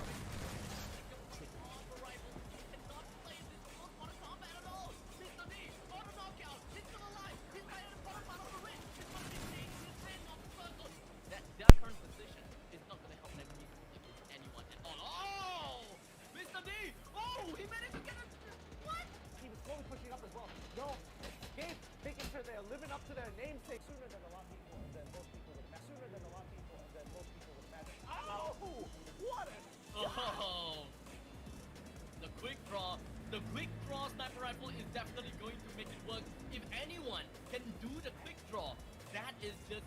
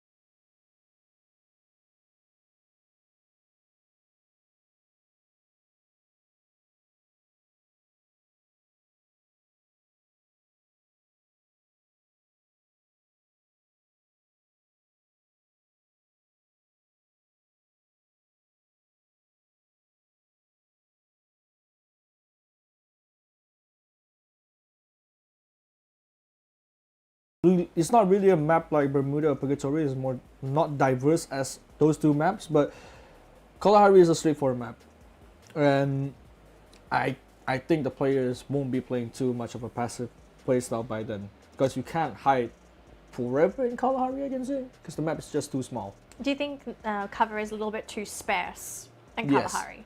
Yes, I do think so. So in that case, how could we see the playstyle change? Because thus far on both Bermuda and Purgatory, teams utilized a lot of cover, buildings, high ground, hills. But now that we're going to have to play with a lot less of this cover, could Kalahari be more aggressive? Are we actually going to see some more bullet fire? Because up until this point, we've only really seen a lot of action during those last couple rounds. I have to say, there's be more and more bullets raining over the battlefield because because in a sense that yes, Kalahari still has buildings and places to work with, but not as much as Bermuda or Purgatory. And high ground positions is a vantage point for Kalahari because there's a lot of high ground, a lot of those canyons you can work your way through, and so as well you can pave your way through those canyons to actually get yourselves into a perfect position to actually land a strike on all the opponents going to come through. You can gatekeep the canyon actually in order to like keep them away, because you never know, the circle might shift in your way and they have to go to a canyon and you can just gatekeep the canyon. So 3 points, 3 kills. But I have to say passive playstyle is not going to be working out in Kalahari. It will, but it's a big risk. You have to make the move first. In a sense. I mean, to be fair, they could prove us wrong. Maybe all of them share the same building. Yep. Maybe they're a little bit afraid. They still want to try and make that late game. Something that I also want to talk about is the grappling hook, right? This is something that you can only really get on Kalahari, and there's a lot of vertical hiding places that you could utilize. Do you have an idea as to what teams might want to utilize those high points first? I think for a team to utilize high ground, I think it will be most probably, and most definitely going to be V Gaming, because from the way I see them play, they're most likely to take positions that favors themselves, and I think the second team will actually use it would be RRQ, because these two teams, they rotate aggressively. They, not to say aggressively, but they rotate with the conscience, because they know that they want to get themselves in a spot that they want to have the most advantages that they can have in that specific position. So I think these two teams will most probably be picking up the grappling hook themselves, but we never know. Yeah, speaking of V Gaming, let's actually take a look at their stats as well, as they are currently sitting very pretty on the leaderboard. They're actually very happy with their position so far, and we did see these stats earlier on, but considering that this is just game 2, right? This is just from game 2. We still have 4 more rounds to go, 4 more rounds of more V Gaming, but no one's really close to contesting with V Gaming stats thus far. We haven't seen anyone grab this many kills and also grab a booyah on top of that. I mean, who do you think might be the closest contender to V Gaming? I think the closest contenders will be King of Gamers, but they're just having unlucky time, because the timing that the teams pushes them, and so as well when the moment they want to get themselves the booyah, is really unfortunate, because in the end of the day they'll just get third party by someone around the battlefield, which is really unfortunate. But I gotta say, King of Gamers definitely has the potential to get themselves that booyah and getting themselves the high kill points as well, because King of Gamers past 2 rounds highest kills so far for their entire squad. They are the highest kills in the tournament right now. But we can count out King of Gamers, and so we can count out EXP Esports. These two Thailand teams are going ham on their kills. They just want kills and placement points. I don't think they really care about booyahs anymore at this point, because there's 4 more games left to be played. And yes, they don't want to make any mistakes happening that forward and so on, but I think they don't want to risk it anymore. I think that right now in this instant they just might want to go for the booyah and high kill points as well. Yep. Now I do believe we have 1 more minute to go before we jump into the next map, which is going to be Kalahari. To anyone that's new to the stream, welcome. This is the English stream for the Free Fire Continental Series Asia play-ins. People, let your teams know right now that you are cheering for him. It's game 3 on Kalahari. It doesn't matter if your team is first, if your team is last, cheer for them. Let them know that you are currently rooting for them, because that energy might be what they need to make it to the top 5. For anyone that doesn't quite know, top 5 teams today will be qualifying for the grand finals. That's going to be happening next week. That's right. Next week is going to be even better. But until then, let's focus. Yep.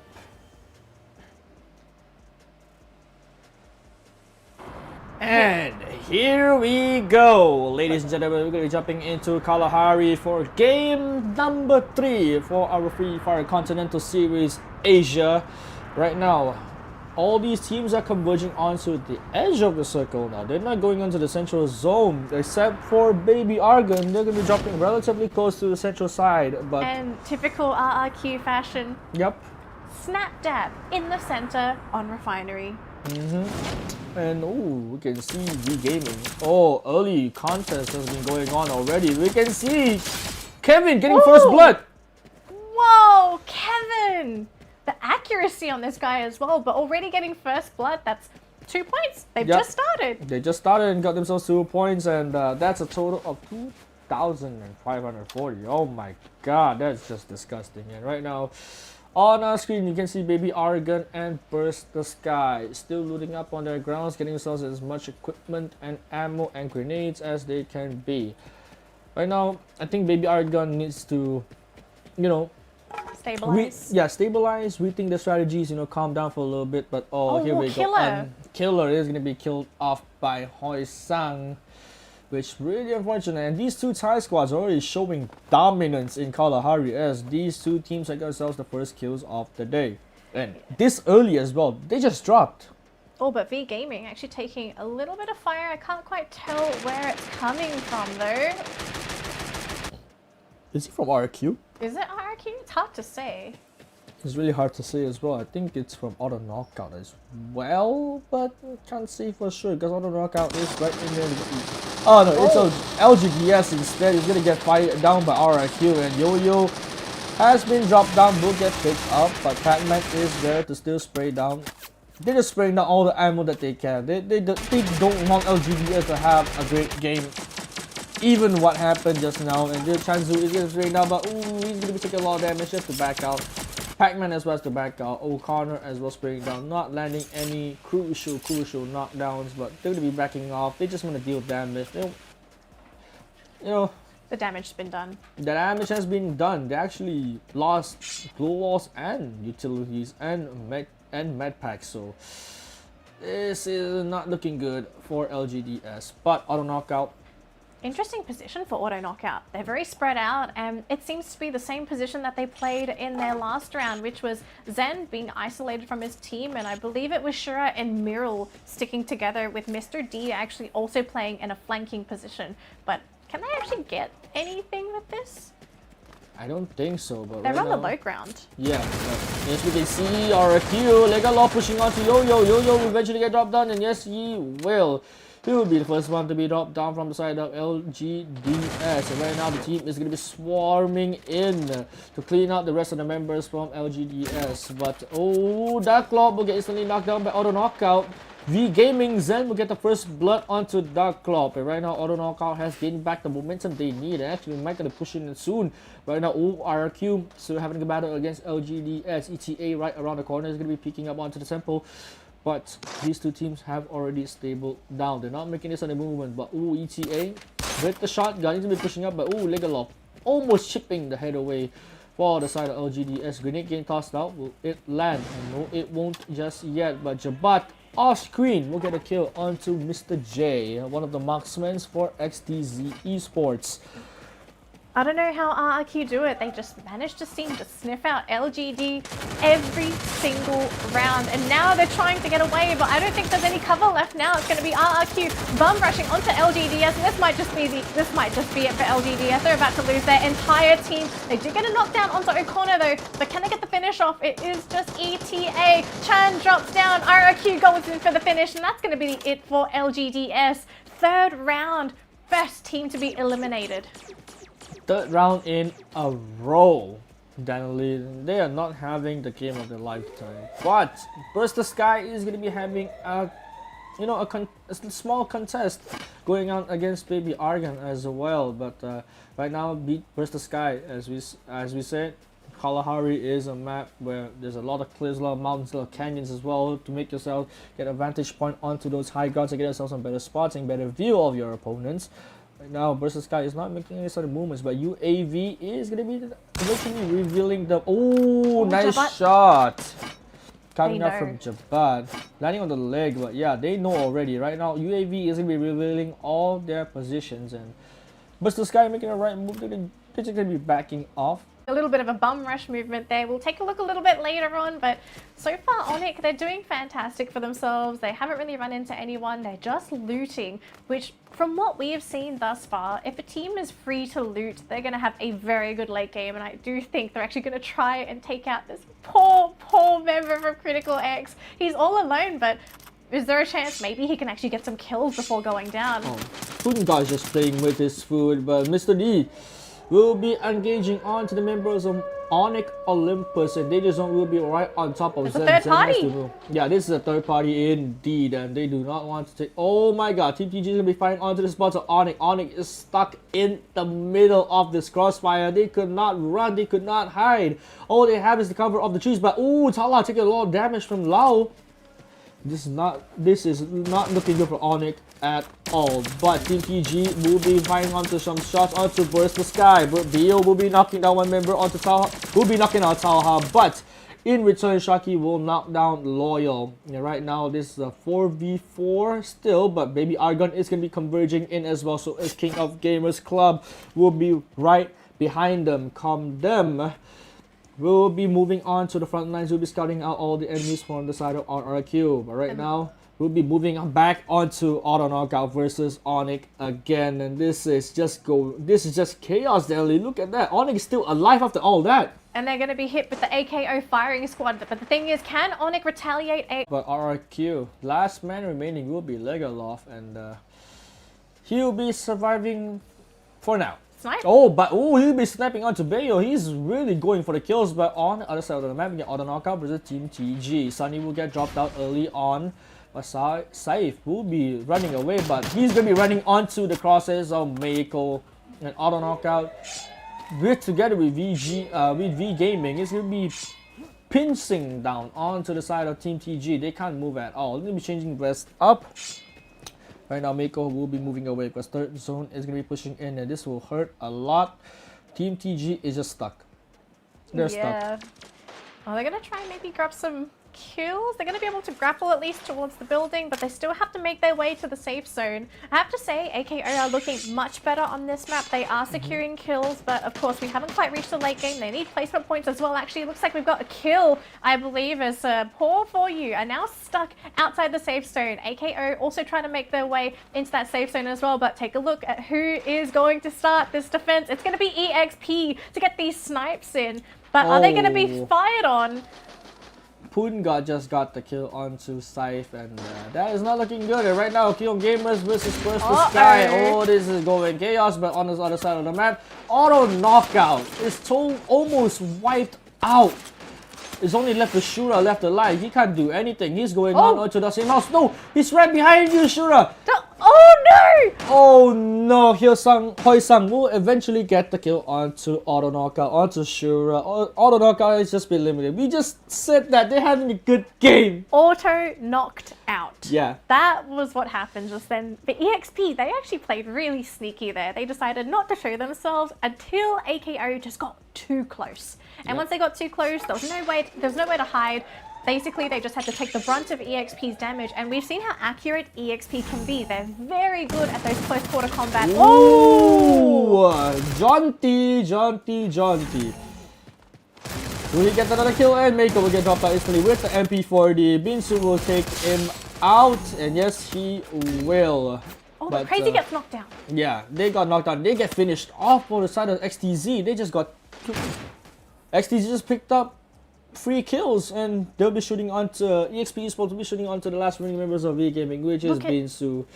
Look at EXP's position. Their position's so good. They're in the center of the safe zone.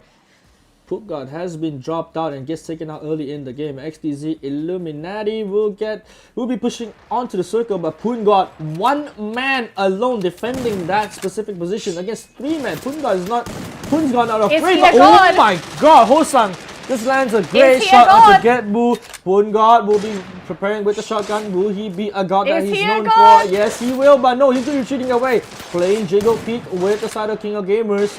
He's toying with his food now. He has to make a play, or he has to get out from this specific area. Paramore has been knocked out by Kevin, and Hoi Sang has to be able to protect Punga as long as he can. But oh, he gets taken down. Oh, he gets taken down as well. And King of Gamers will get your third booyah. Oh man, King of Gamers. That was beautiful execution. They knew that there was Poon God around the building, but the issue was because they just got rid of his backup, there was no way at all to actually defend him once he killed the backup. So you kill the backup, Poon God is exposed, you go in, snipe him off, easy kills. That's just really unlucky for EXP Esports as well. They got themselves the greatest position of their lives, but in the end, KO Gamers, like I said, the Thailand teams right now, they just want kills and top placements. They just want that top 5 spots for themselves, and they're doing anything they can to get themselves that top 5 spots. But I have to say, Auto Knockout just got auto knocked out. They were having a run. It No was doubt. it was their best run thus far. They've gotten kills. They survived the early game, which was their biggest weakness up until this point. They got knocked out early. They get no kills, but you think things are going good, and then not so good. Yep. But we're gonna be jumping. But ladies and gentlemen, sorry to interrupt. We're gonna be restarting the stream right now, this instant, in just a bit, because we'll be restarting this stream and we'll be seeing you in a bit. And therefore, me and Danley are gonna be bringing you more Free Fire action just after this. You guys stay tuned and don't go away.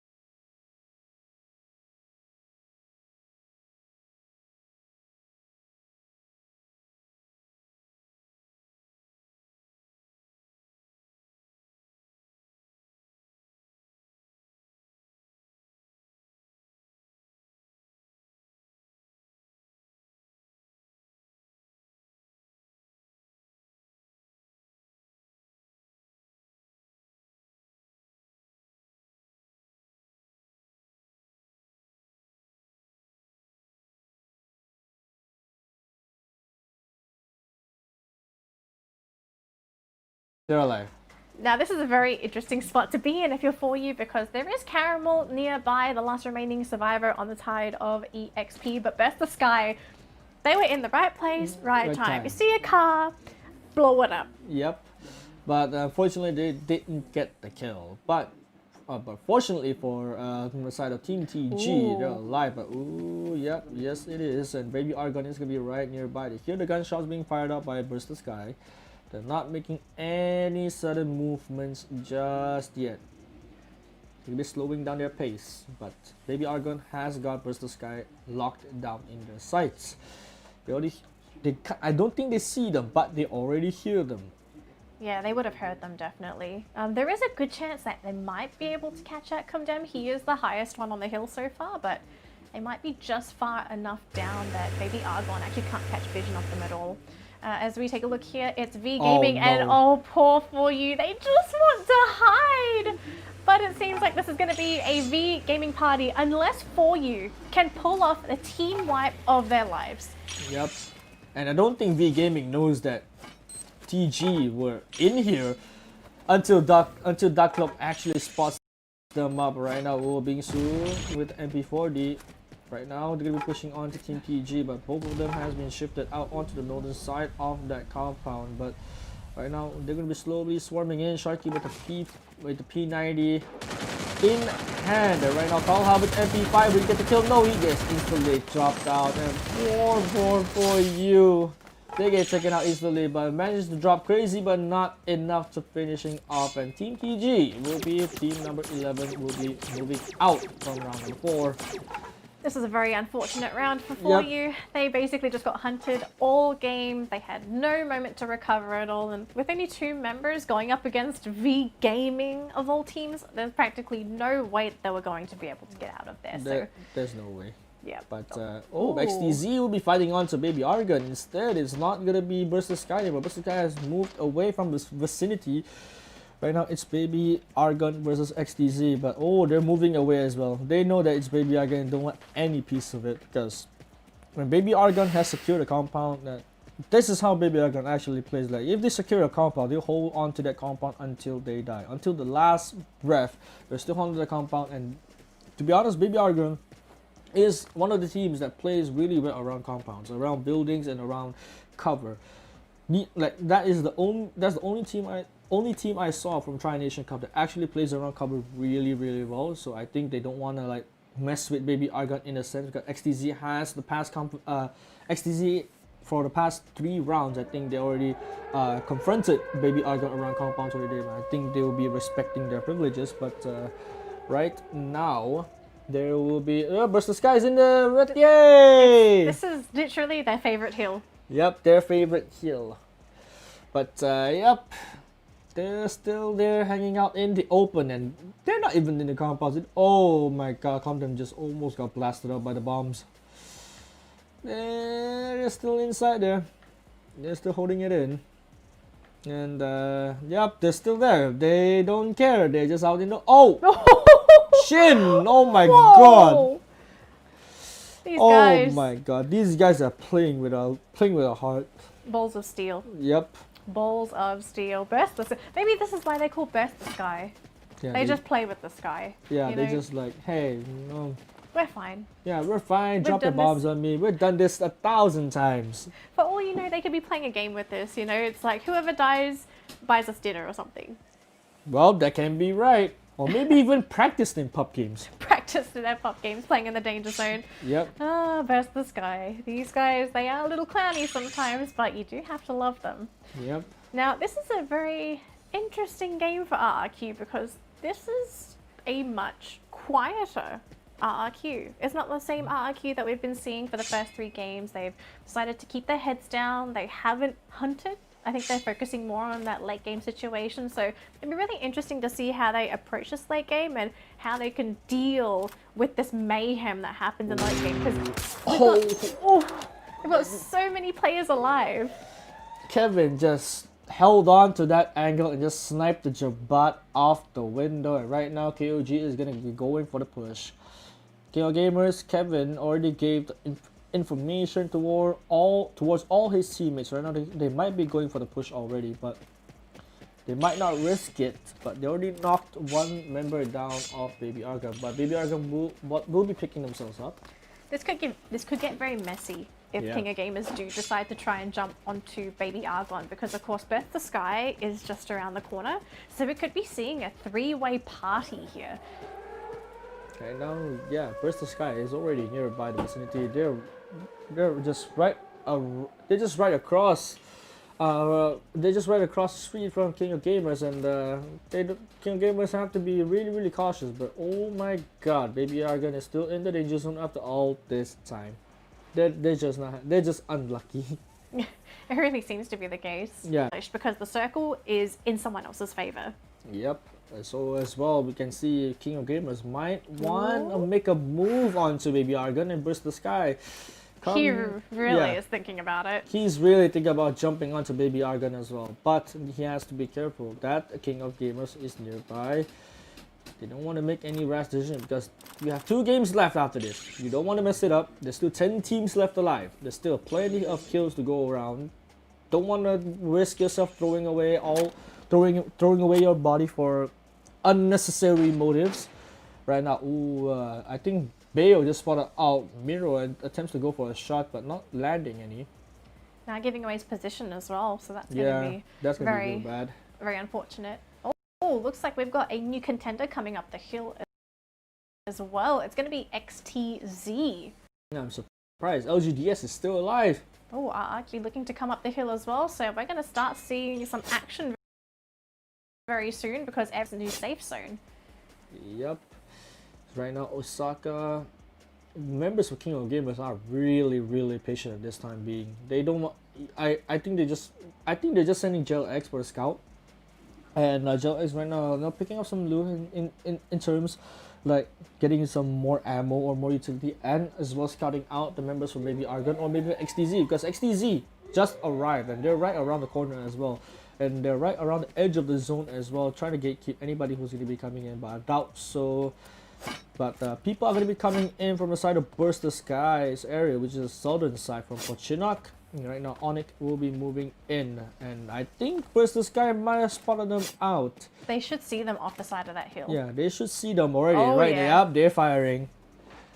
Onyx has to be really careful that in a bad situation where Burst the Sky has the high ground, and they have the weapons to deal with. They have AA-94s, they have the Dragonovs, they have the heavy snipers to deal with long range. But you know, Onyx has to make a play. Oh, they're grabbing the vehicle. They might be going for a play already.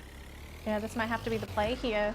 And you were talking earlier, you know, a lot of teams were not utilizing vehicles during their grand finals, but now we're starting to see a lot of vehicle usage as now V Gaming are coming uphill as well. And the issue here is that Burst the Sky 1v1 is a team, it's fine, but now they have to deal with 2 teams.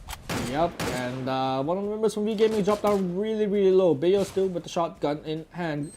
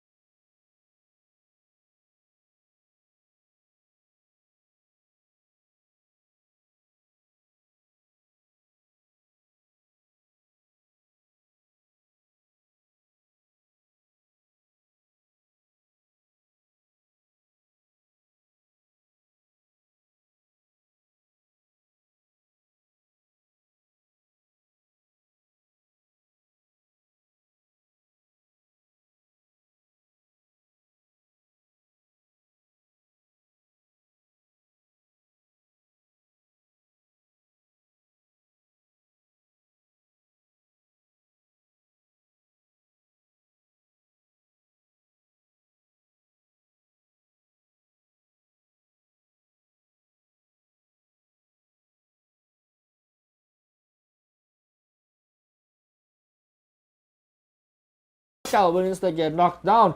Right now, it's down to a 4v4 situation. It's RRQ versus King of Gamers Club. Oh, this is going to be really interesting. And RRQ are also sitting on top of 6 kills from Lego Locks. And this is going to be a time where we finally see, do RRQ have what it takes to finally take a booyah? Oh, but RRQ has a circle position. But oh, Joe X gets knocked out. Oh, Kevin with a nice shot onto O'Connor. Right now, RQ is going to be using the glow walls as cover, but the circle is going to be shifting down onto open field. King of Gamers have to make a play, but oh, Chanzu will get dropped down as well. O'Connor gets picked up, but Chanzu dropping really low. No one is picking up just yet, but yes, someone is picking up already. But oh, Grenade? Osaka dropping really low. Chanzu already dropped down. Nobody's picking up. Pac-Man is going to be using this arm. He's going to be attempting some. Oh, nice shot landing onto Getbu. Right now, Legabo will be pushing up onto him, and Pac-Man, RQ O'Connor is left with Pac-Man and Legalov. Right now, it's down to 2v1 and O'Connor. Oh my goodness. MVP will be going on to Legalov as he just stood on one position and gets all the kills by himself, and his team has paid for it, but GG well played. Booyah will be going on to RRQ Hades. We asked this question coming into Bermuda, right? We said that RRQ, so good with the early game aggression, but what if they survive into the late game? We finally got our answer, right? They found no early game kills at all. They focused more on the looting. They made sure they came into the late game with all 4 members. And look at this, they grab a booyah with 6 kills on top of it. So they're sitting very pretty on a whole lot of points. So RRQ are actually giving themselves a very good chance at actually staying in this top 5 now, because booyahs, some people would say, oh, booyahs are okay, kills are maybe more important. In the case of RRQ, I think they're locked in. Yeah, they got themselves both of it. I think it was booyah, okay, booyah 20 points, 6 kills, 12 points. 32 points just by that, but could have counted King of Gamers as well, even though they didn't get the booyah, but they got quite a number of kills and they got second place. So King of Gamers might just still stay on the top spots, but RQ might just go up by a notch. I think they're actually going to knock down Burst the Sky, because I do believe Burst the Sky was occupying that 5th spot, and Burst the Sky, we haven't really seen them grab too many kills, and I do believe they placed 5th in that matchup just now, so they're not going to be sitting on that many points. So we could be seeing a little bit of a swapperoo there. Yeah. RQ might even go up 2 spots. They could be taking that 4th spot. Yup, we're going to be seeing into the standings in just a bit, but a little bit of recap on the last game just now. LGDS is not having the greatest game of their lives. I'm just gonna say this. I'm sorry. I know you were cheering for LGDS, but yeah, they doesn't have a great game. it just seems like today was a very bad day for LGDS. Oh, it certainly is. They have been meeting up with the Kryptonite for the longest time, and right now, even though they didn't even get to meet the Kryptonite, which is RRQ, but RRQ was occupied on the other side of the map. But in the end, LGDS just got occupied by, I don't know what teams they faced up with, they just can't get through. They're just having a really bad day. And we haven't really seen any adjustments to LGDS's playstyle either. They're still focusing on playing around the outer edge of the map to hopefully survive, but we're starting to see teams that actually camp the middle of the map have more of an advantage coming into this late game situation, because not only do you have a positional advantage, but you have the possibility of gatekeeping, plus you have cover, so you're going to be quite hard to take down. Yeah, and so as well, Baby Argon. As well, recap on Baby Argon as well. They don't really have a great game going on as well. It's already been 4 rounds. They haven't been showing up too much. But Auto Knockout is slowly picking up the pace. They're starting to getting some kills off, going for some aggressive pushes in the early games. But right now, they're starting to get back onto the game. They're getting the A game back, and momentum is coming back. I think they fixed some issues between the communication wise, because I see them looking at more clean push coming up from them. They're not that messy, not that split out, and just 2 members just go in and dies and 2 other members just walks away. That's not happening right now, because I'm seeing a totally well organized Auto Knockout, which I clearly wanted to see since round number 1. But right now, I think they're having the A game right now, but they're going to be jumping into round number 5 next, and they have 2 more games left to go, so we'll have to see how it goes out. But standings will be shown up pretty soon. But definitely, did anything go wrong last match between any other teams? I don't really think we saw much of a change. I think more or less the top teams survived towards the end. I mean, King of Gamers, I think King of Gamers is actually still first in terms of the leaderboard. The Gaming, they got knocked out a little bit earlier in this round. I'm not sure if they're going to be losing their second placement. Maybe they could even drop down to third. Yeah. We do have the Game 4 standings here, though, so let's take a look at how many points we're looking at for each squad. It's just hiding, it doesn't quite work out. Yeah, and Jabat. This on is where this Baby group. Argon got eliminated. This On is where this Baby group. Argon got eliminated. Yeah. They got two teams. Yeah, They essentially left and right. They were being fired on. They know where to go.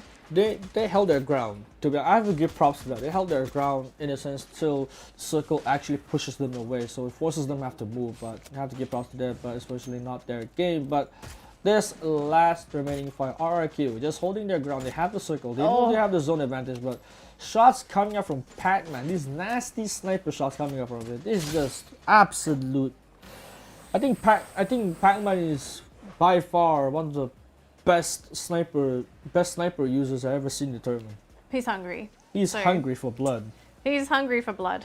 Maybe in the case he's hungry for some little pellets, right? Yep. Just snapping up all those kills for his team and of course helping his team get the booyah as well. Seriously, fantastic round for RRQ. At first I was thinking, oh, it sounds like a little bit of a gimmicky team, but I don't think there's a gimmick anymore. This team is actually quite talented. Yeah, and so as well the bravery of these, the confidence. I They can't have say- balls. They have balls of steel. I gotta tell you that they don't care who you are. They don't care who they face up against. They just push. They see you, they'll push you, but not in full force bomb rush. But they push you in a way that they'll pinch you into a corner, they'll shove you right in that corner, and they'll just run you over. Yeah. They don't care. Now, of course, we are going to go into Purgatory very soon as the players are joining the lobby. But before then, we are going to go for a quick break. So if you need to, go to the toilet, grab your snacks, get a drink, and make sure to come right back because we still have some more action for you right here.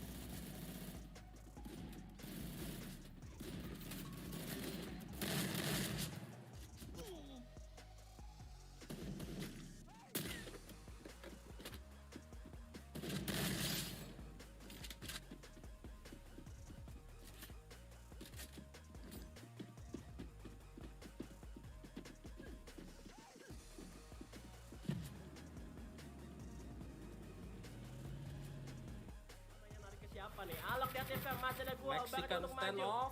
Granat disiapkan dan lontar ke arah depan masih ada. Pede banget dan Bakal dimajuin dari samping kayaknya sama Chansu. dia satu dipasang dulu begitu ya langsung dengan double barrel tapi tidak semua itu Chansu karena ada agan. Legalot. Tapi Legalot ada kalau double barrel akan membuat momentum dan membuat momentum of game dari Aura Esports di mana udah kehilangan satu. Terusnya one by one. Oh my god, Legalot melawan Gans.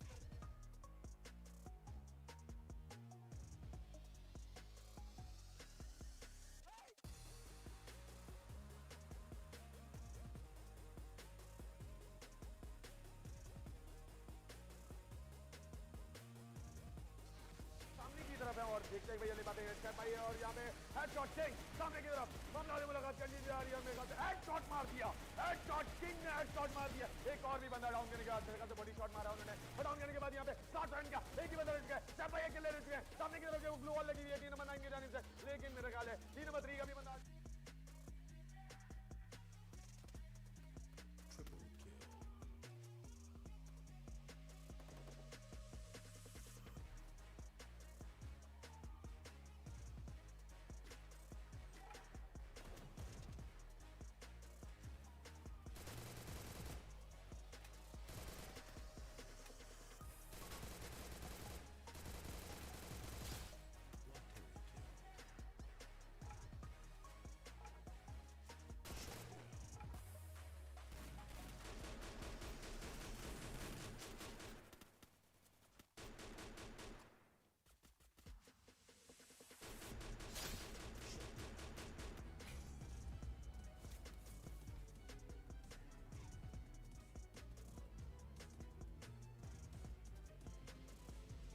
Hi, survivors.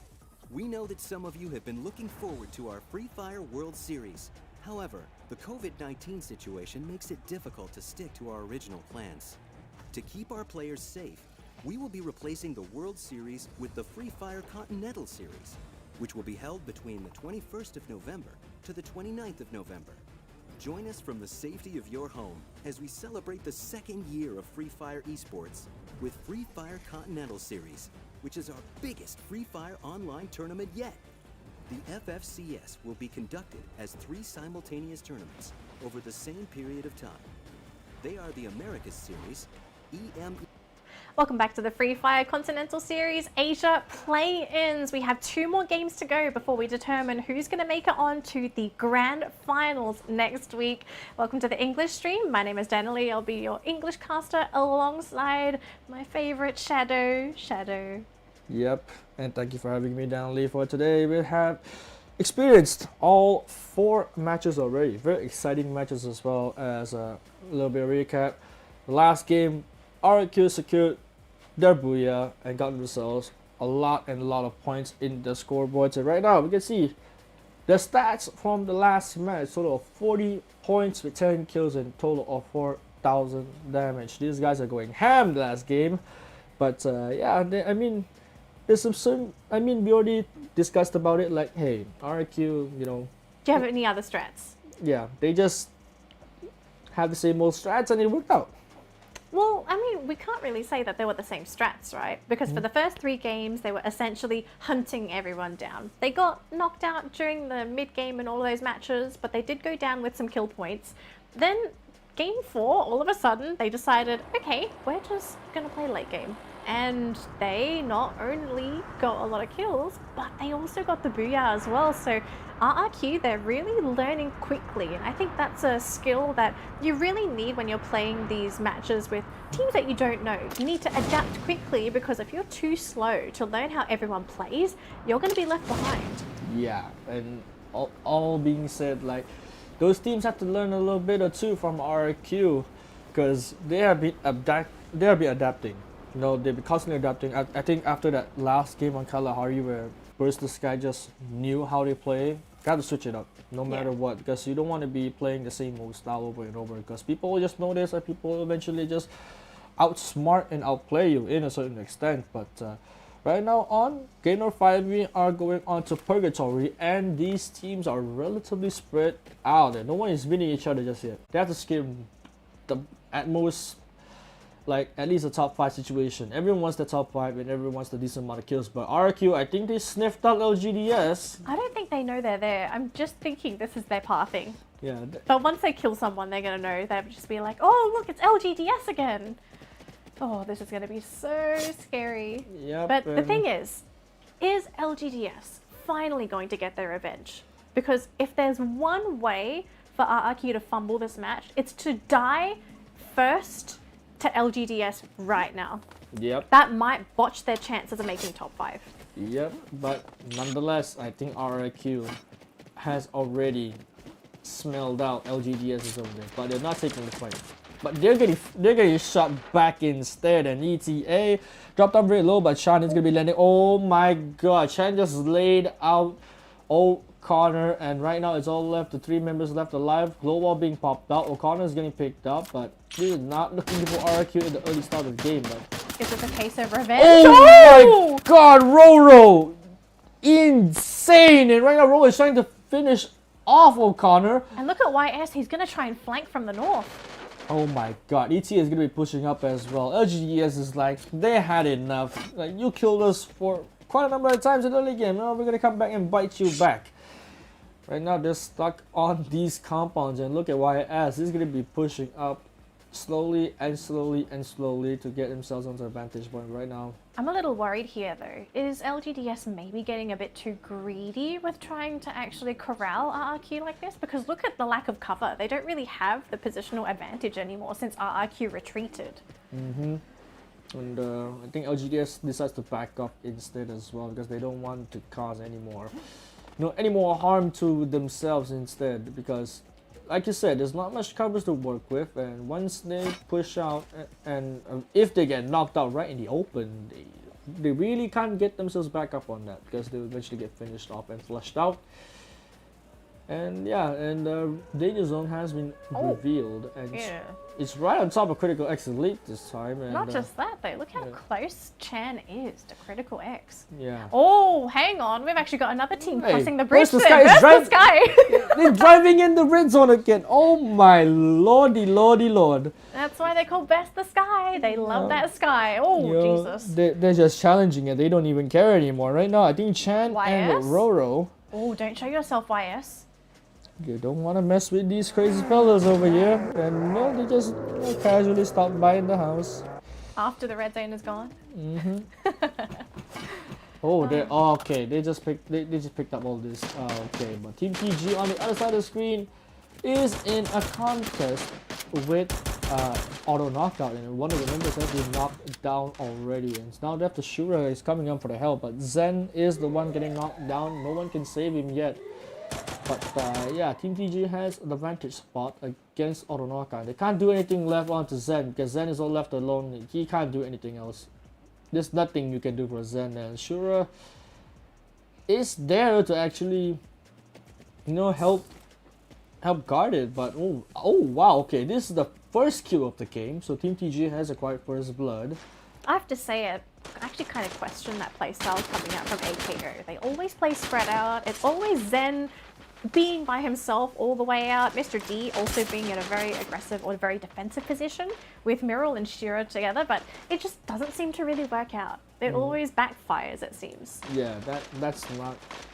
Yeah, as like you said, it's always back. Not only does it backfire, it really comes to haunt them all the Ooh, time. Bingsu? Bingsu already gets killed, but Dr. Gets dropped instantly by Illuminati. Right now, Dark Club is gonna be left alone, and Crazy and Mako is gonna be running away, and they don't want any piece of this. But Crazy dropping really low. He has to pop the goal one and save himself. But oh, he's running for cover. He's tanking every bullet he can. He's just dropped down. That was basically just V Gaming actually getting shot down, and this is really going to hurt V Gaming as well, because we've seen teams where if they get eliminated or at least 3 teammates are dropped early on, they can't actually accumulate any more points on top of their placement points, and it's so easy to get picked off early as a single player. So for V Gaming, we'll have to see how they're going to play the rest of this game, if they can maybe survive to that final circle. It has happened before for V Gaming, so it's going to be up to the team if they're able to make that happen. For now though, we are looking at a massive danger zone, and look at the number of teams in the same vicinity. LGDS, RRQ, Onyx, EXP, and just on the edge we have Burst the Sky. Yeah, Burst the Sky loves his red zone, so can't say anything about that. But Critical X Elite will be moving up towards Burst the Sky vicinity, and don't really spot anything out yet. Everyone just playing really slow, really patient, because they do not want to make any mistakes. I think V Gaming made the biggest mistake just now, because they had one guy knocked down. They should just back off. If you have to put into understanding that if you sacrifice one of your teammates, you get to live. All 3 of your members get to live. You actually get to play placement points. Eventually, get to play for kills, and you're not giving more kills to your opponents to get more points. But that can bite them back. They tried to go for the execute, but it did not work well so much. But Iconic will be pushing up close against LGDS, and these are going for the fight. These teams are going for a fight. They're about to open fire. Just waiting for the right timing, and Pahadi will be holding on to the sniper, still jiggling around that ledge. I think this may have been the longest game that LGDS have played thus far. Yep. They haven't really had too much play time, unfortunately. Yep. Baby Argon is outside the circle, outside the zoning. Interesting. What is Baby Argon planning up to? I think they're going for a late entry around the safe zone. I mean they played this kind of playstyle before, where they entered the zone late. They purposely stayed outside for the first 2 to 3 circles, and for the fourth zone, when it starts to shrink in, they're just moving quickly as they can and try to get more control. But EXP Esports on to the fight with RRQ. Oh Pac-Man no! dropping very low, Chanzu dropping low as well, but Grenade gets land down, Caramel dropping very low. Hyosang will go for the kill, and Pac-Man will get taken out. O'Connor running for his life, will get sprayed down by Hyosang. Right now, all is left is Legalov. Legalov is running away with his life, but Caramel is going for the chase and will get taken out. Oh no! This That- is not how you want to this- be opening the game as RRQ. This is not the way you want to open your game. But first the Sky, you want to know how to get. They got that one kill from the RRQ fight that's been going on with EXP. But nonetheless, they're going to be having a fight against XTZ and Critical X Elite behind their backs. They're in a three-way fight, and versus Sky is not in a good position. They're not in a good position, but because RRQ actually dropped right there and then, this is actually an opening for Versus Sky to potentially take back their 5th place. Of course, this is the same thing for Onyx. They might be able to climb back up to 4th place to secure themselves that spot in the grand final. But yeah, RRQ, this is not the game you want to make that kind of mistake. And they have 0 kills as well. Yes. And they're going away with 12 plays, so there is 0 points for them this round. So all the other teams that's going to be climbing out to the face has the biggest chance. But Onyx just spring X Elite down. They don't even have a chance to stay alive. Look at that. They just spring them down. They can't even stand a chance to get back up. On and on again. They're just popping globals, trying to get themselves up. But up and down you go again. Right now, Jaws, we look at Jaws slowly pushing up with with the wall walls, with the aggressive gameplay. They just, a lot of the entire you just killed out 2 members of the X Elite. He's getting shot from other directions. LGDS, he has doesn't no know. idea. He has no idea. He has to be LGDS? careful. LGDS not making any moves. They had the perfect chance. Are they playing passive? I think they are, but no, now they're not. Now they're not. Onyx just get run over, but no. Tayu is gonna be getting the kills. A nade coming out from Jaws actually takes 2 members down. Right now, Tayu will get knocked down indeed. But right now, Wizard will be going for the kill. Will he get the knock? No, he won't. Right now, yes, he will. And LGDS is taken out. Forever. Eliminated.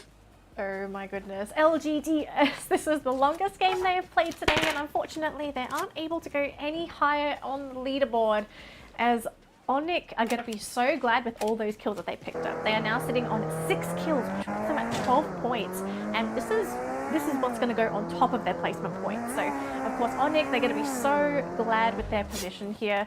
We take a look at Auto Knockout, who needs a fantastic game if they're going to climb up the leaderboard, but so far they haven't got any kills under their belt, as we actually take a look at Baby Argon, who are trying to assault For You. Yeah, For You is definitely in a bad situation. Well, they're out in the open. They only have glue walls to work with there, so as well as a limited amount of trees to work with.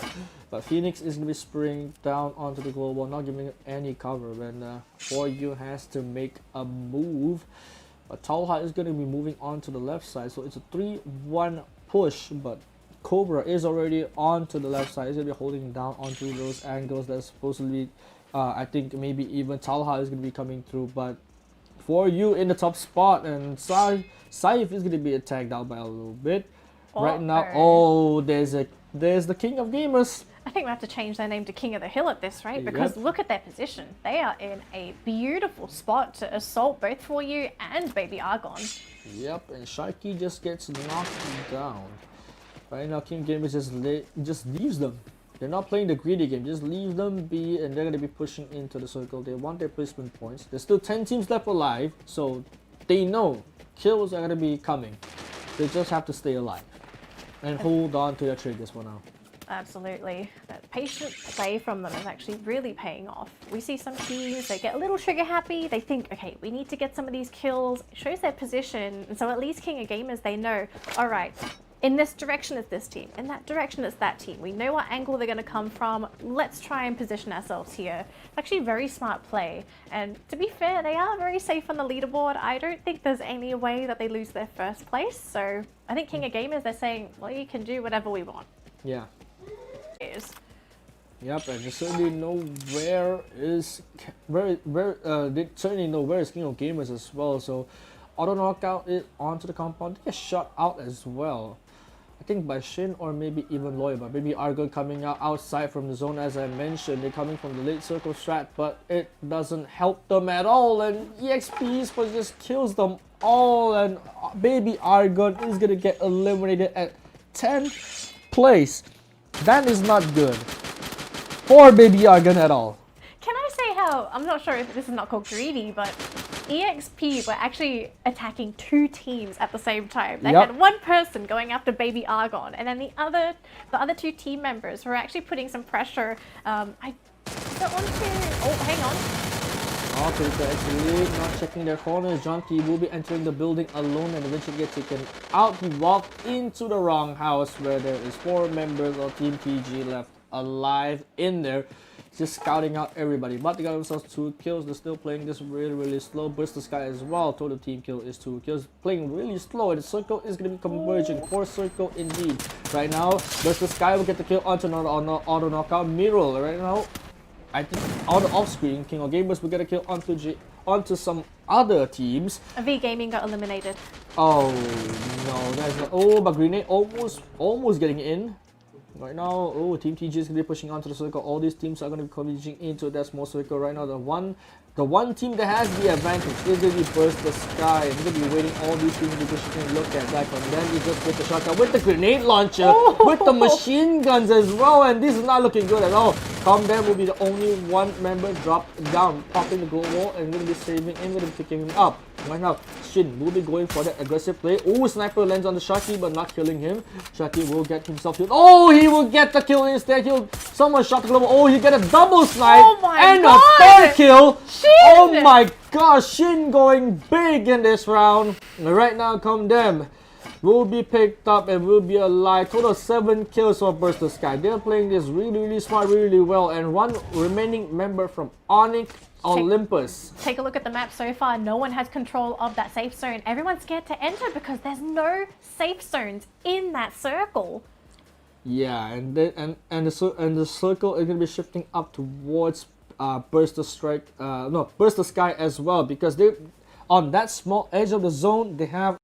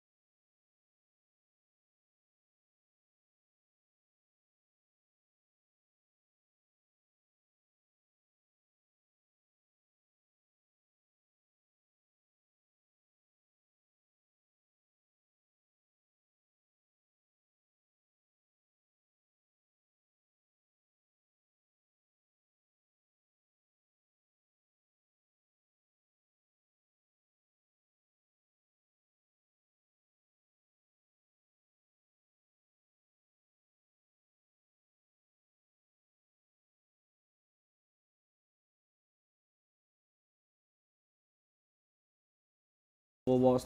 There's nothing that Burst the Sky can do. But Burst the Sky have to give props to them. They were dealing with 3 squads. Eventually, Sunny just came out from the building. I don't know where he came from. I think Sunny was the only man left alive from Team TG. They just jumped out from nowhere outside of the building that Burst the Sky was holding on to. But We'll have to see. But Auto Knockout just not doing pretty well as well. You must today. be very upset with I Auto must, Knockout. I'm quite sad that Auto Knockout didn't, perform that I expected them to because of the high. Because China Asia Cup they were looking really really good. Yes. But right now I think this is the international stage, so a little bit shaky and whatnot. But we'll have to see the standings because they still have a chance to get up, just catch up to those points. Yeah, I do believe they are still calculating the standings as of now, so we're going to give them a little bit of time before that happens. But so far, are there any teams that you're really impressed with in terms of performance? I say Burst of Sky. Burst the Sky. They impressed me a lot. They certainly impressed me a lot. Not only with their crazy methods of just going into the danger zone with vehicles, not only that, their resilience and perseverance and their bravery. Their bravery. I don't know. They just have everything down.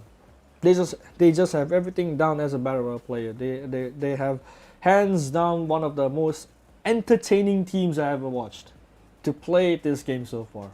Now you're starting to learn why I'm a Burst the Sky fan. Yes. It didn't take very long for me to be a Burst the Sky yep. fan.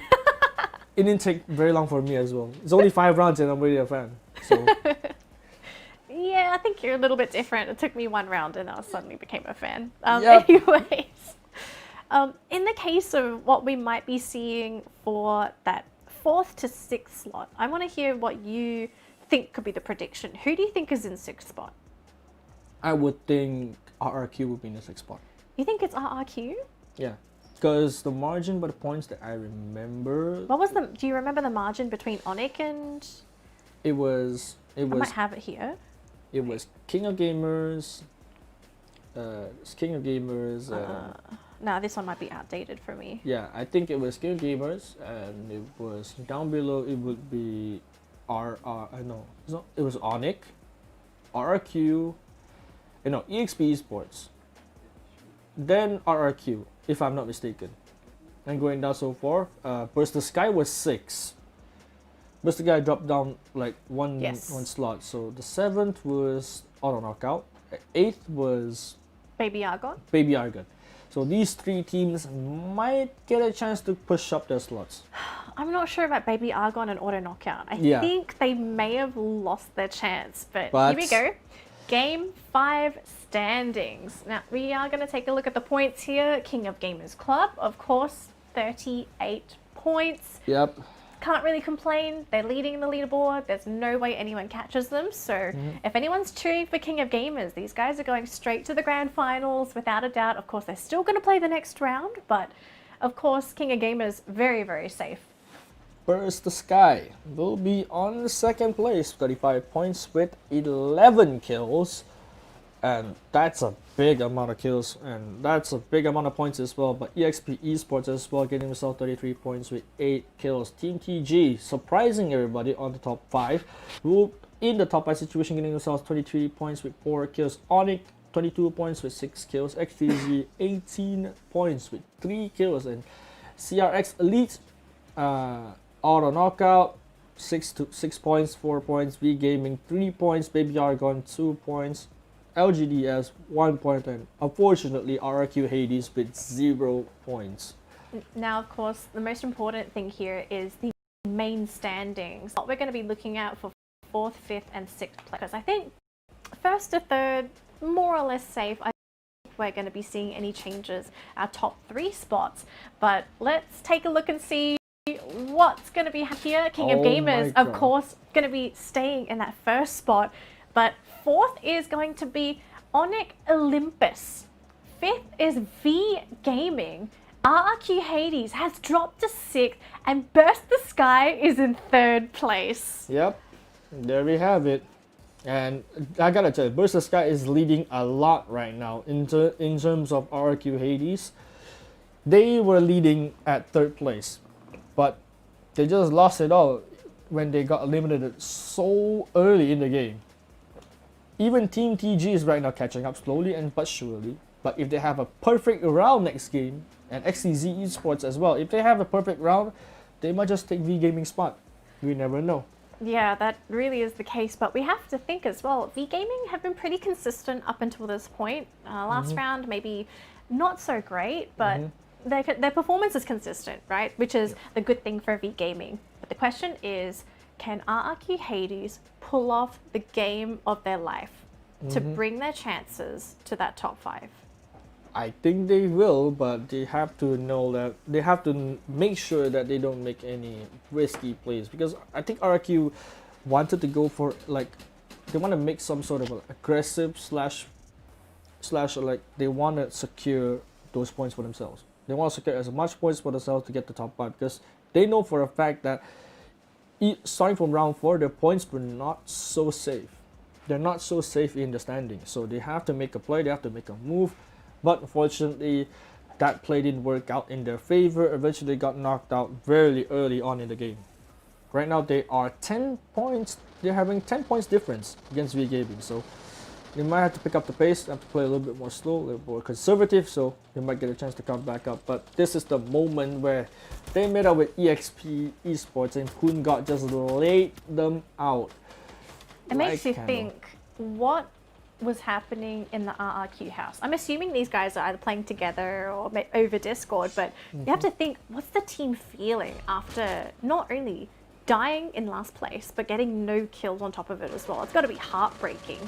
It's definitely going to be heartbreaking, because you have lost about a lot of points away, and that's just I have to say that's not really worth it what RRQ did, but they run into unfortunate timing as well. Timing is key. They picked a pretty bad team as well, to be honest. They It was picked- EXP. Yeah, they picked a really bad team, but right now this is the moment where we can see Burst the Sky actually hold their ground and actually gotten a lot of kills for themselves in this particular fight, because they were holding down onto the safe zone, because they know that the safe zone is in their favor and nobody is actually trying to actually contest them on the area. But Oh man, these shots from Shin. Shin is just landing his shots. He's feeling himself today. He doesn't miss. No, he doesn't. He doesn't miss since He shoots to kill. yeah, he shoots to kill. Since game 3 he hasn't missed at all from what I saw. But Comdem actually a really good supportive playing on the role, but in the way he executes his supportive role is really good. I can see like the way all around the zones and even all around the fights as well. Like he did a spectacular job. But right now, now these are the closing moments. And look at the circle. Look at King of Gamers. They were ignored. They were fighting with Burst the Sky, but they were ignored so far. Yeah. They were so healthy when they went into that final circle as well. And Burst the Sky already weakened, crippled. They had no cover pretty much, because you take a look at both sides, behind them, in front of them, to the side, there was someone that can get an angle. So Burst the Sky, yeah, they may have not gotten the booyah, but we do have to remember they had a fantastic kill round. 11 kills, which equates to 22 points. So, of course, I think we also need to give a shout out to King of Gamers, who have played fantastic all through the play-ins. Very strategic team. Their positioning is on point, and I have to say, this team, it almost feels like it's a level above everyone here. Yep, they certainly have one level above of everyone, because the way they execute their pushes and the way they execute their rotations is pretty unique, I can say. And so as well, they learn to adapt as well. So as for RRQ, they adapt to their ways, they adapt to their gameplays, and so and so forth. They tend to avoid unnecessary fights, like Yes. what RRQ did. But RRQ, in the end, there was unfortunate timing and the wrong team to pick with, which would be EXP Esports. So I think there's a lot of times where King of Gamers Club, they had a lot of fights that they could have taken, but they didn't want to take it, because like, hey, I'm not risking it, because even though I think in their mindset, like even though they're first place, they don't just want to throw it away. They just want to keep it. They just want to be safe. They want to get into the finals. And whether that, I think they might just be, saving strats or whatnot. You know what I mean? That could be the case, right? Yeah. I mean, they could really do anything at this point. Now, our next map is going to be I think some people call it a little bit of hell. It is Kalahari, and we have seen some teams really struggle in Kalahari because it doesn't promote the gameplay that everyone's been playing thus far, which is playing within cover, under buildings, going for those snipes. You just don't have too many places to hide on Kalahari, so it's a matter of who is now going to adjust for this second this second round on Kalahari. And the question is, how much of a change are we going to look at the leaderboard? Who's going to fumble during the early game? Who's going to make it to the late game? And most importantly, who's going to end up in 6th place and miss out on the grand final spot? Yeah, and so for all teams right now that are going to be competing for the 5th spot. Right now, there's only 3 teams left remaining to actually compete for it. And the point margin is not that huge of a difference. I can say it's like 10 to 20 points difference. But it feels steep enough to be a big difference, no? I mean, especially RRQ. yeah, they totally messed up on the last round because, I mean, if they could survive longer, they could secure themselves like thoroughly in for their 5th spot. But in the end, I think unfortunate circumstances happen, and so as well. I think a lot of teams had a really unfortunate timing, even though I think I saw Auto Knockout really have an unfortunate timing on their fights because they were getting third party. Baby Argon, on the other hand, that was not a great game for them. No. I think they're struggling all throughout the tournament in a sense, so don't think it's really the day for the Malaysian players. But right now we can see the Thai and Vietnamese players are actually coming out strong and more stronger. For each game that they progress through, they're coming out more stronger. They're coming out with more tactics. They're coming out with more different player styles. They're adapting to opponents.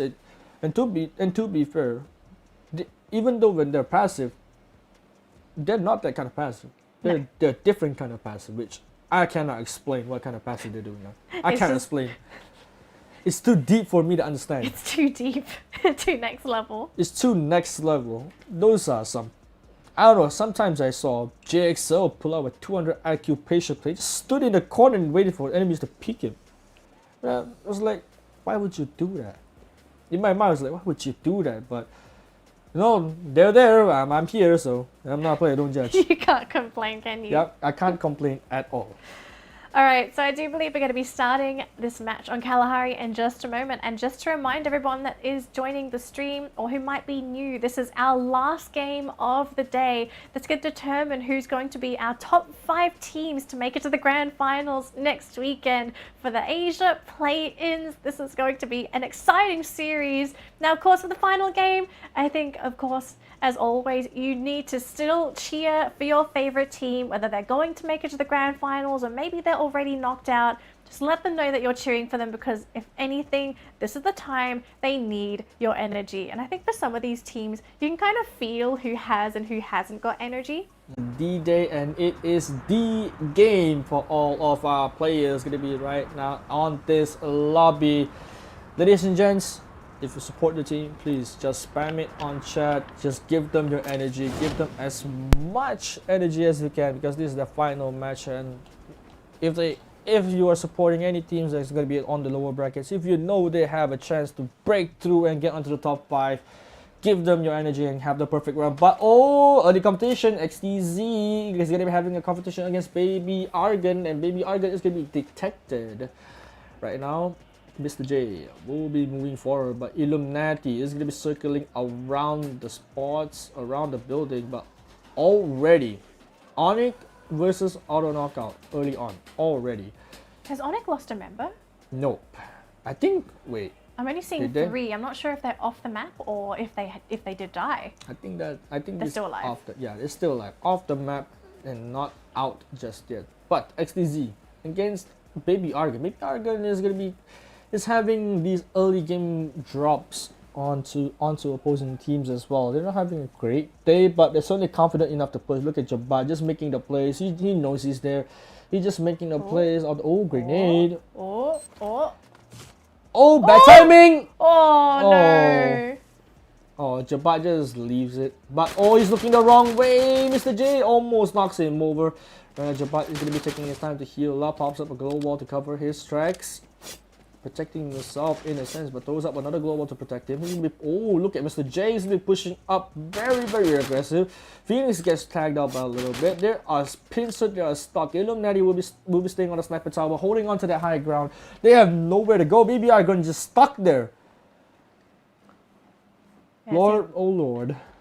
This is going to be a tough one here for them because they're going to basically be stuck. They need to get out of there if they can. Although in the meantime, it looks like Onyx actually suffering from a drop on jars. And if you take a look at the positioning for RRQ, this is very, very strange because they are very spread out. We're so used to seeing this team stuck together, bum rushing for these kills, but it seems like they're trying to Pac-Man just laid out jars.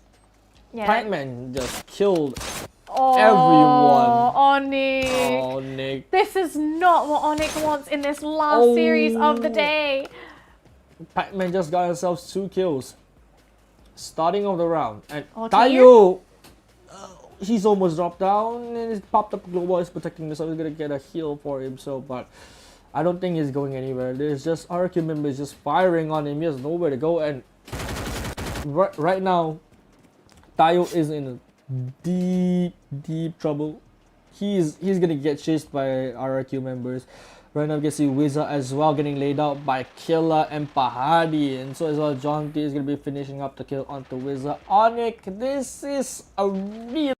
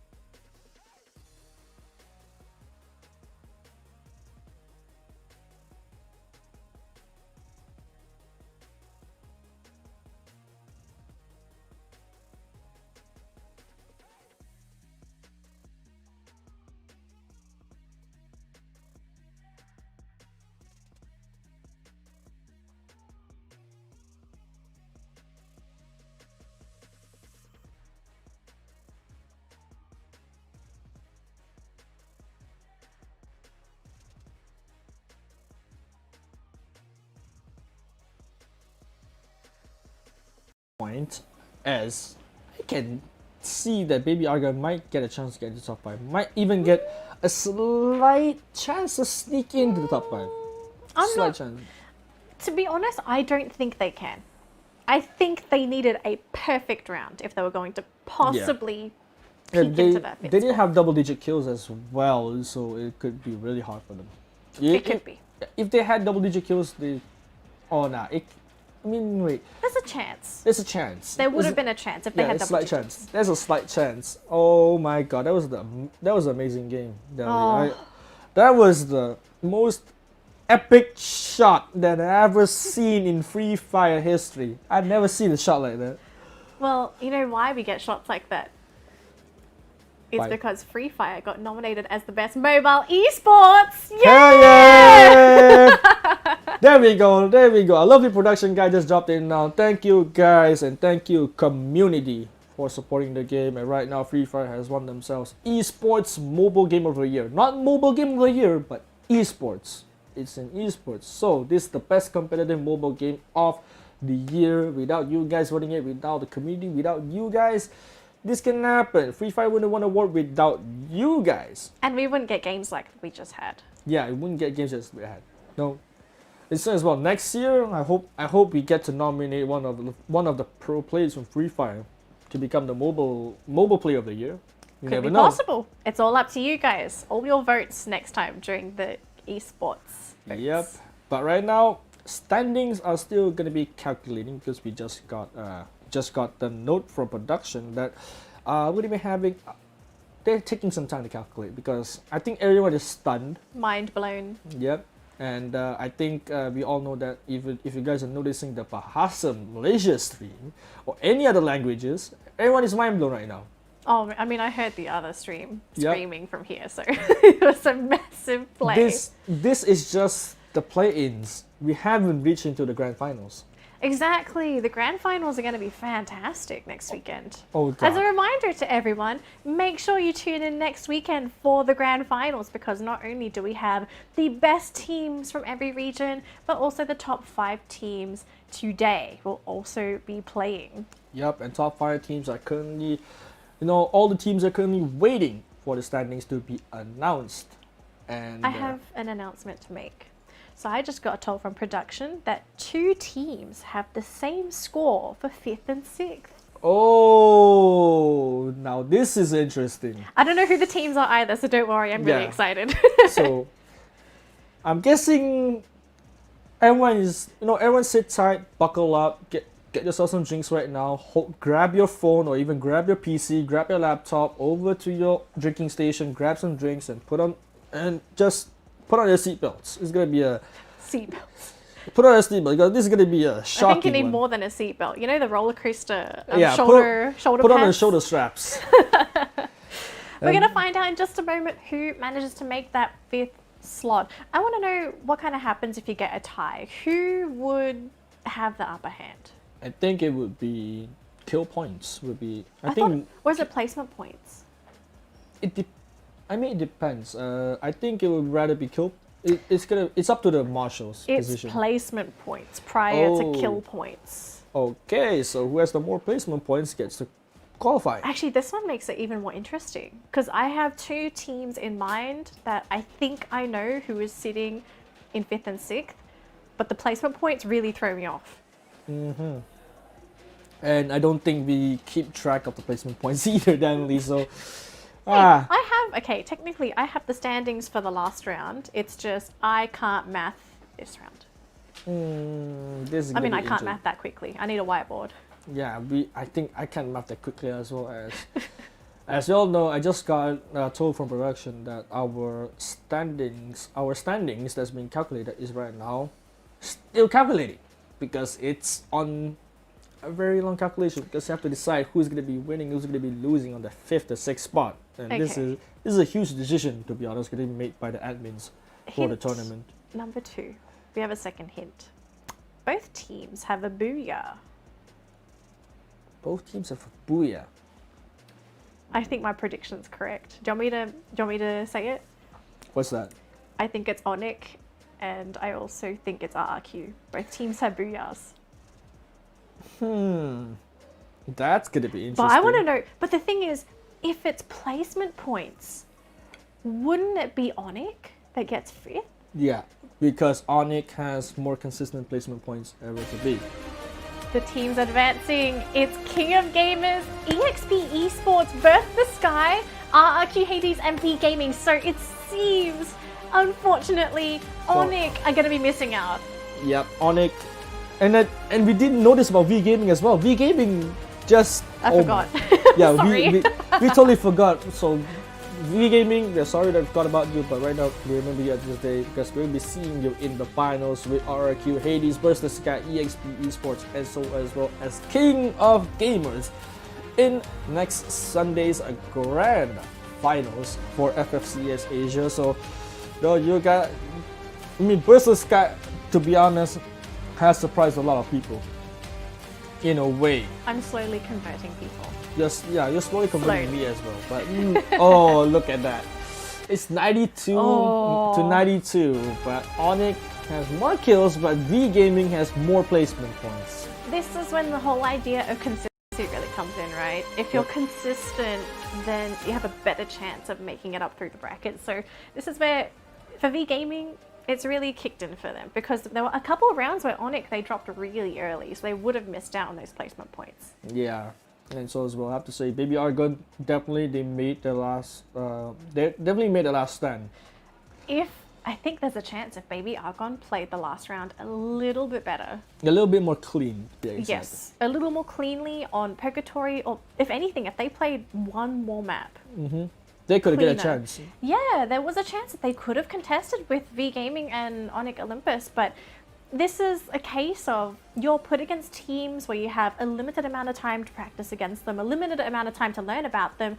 You need to be quick to adapt. And unfortunately, for both Malaysian teams, they were just too slow to pick up on how everyone was playing. Yeah, and so as well, have to give props to XTZ Esports as well, even though they were not doing really good in the early starts of the round, but they still pulled their weight. But these are the stats for game number 6, our final game of the day. Baby Argon, a total of 37 points, 8 kills, and 2,800 total damage.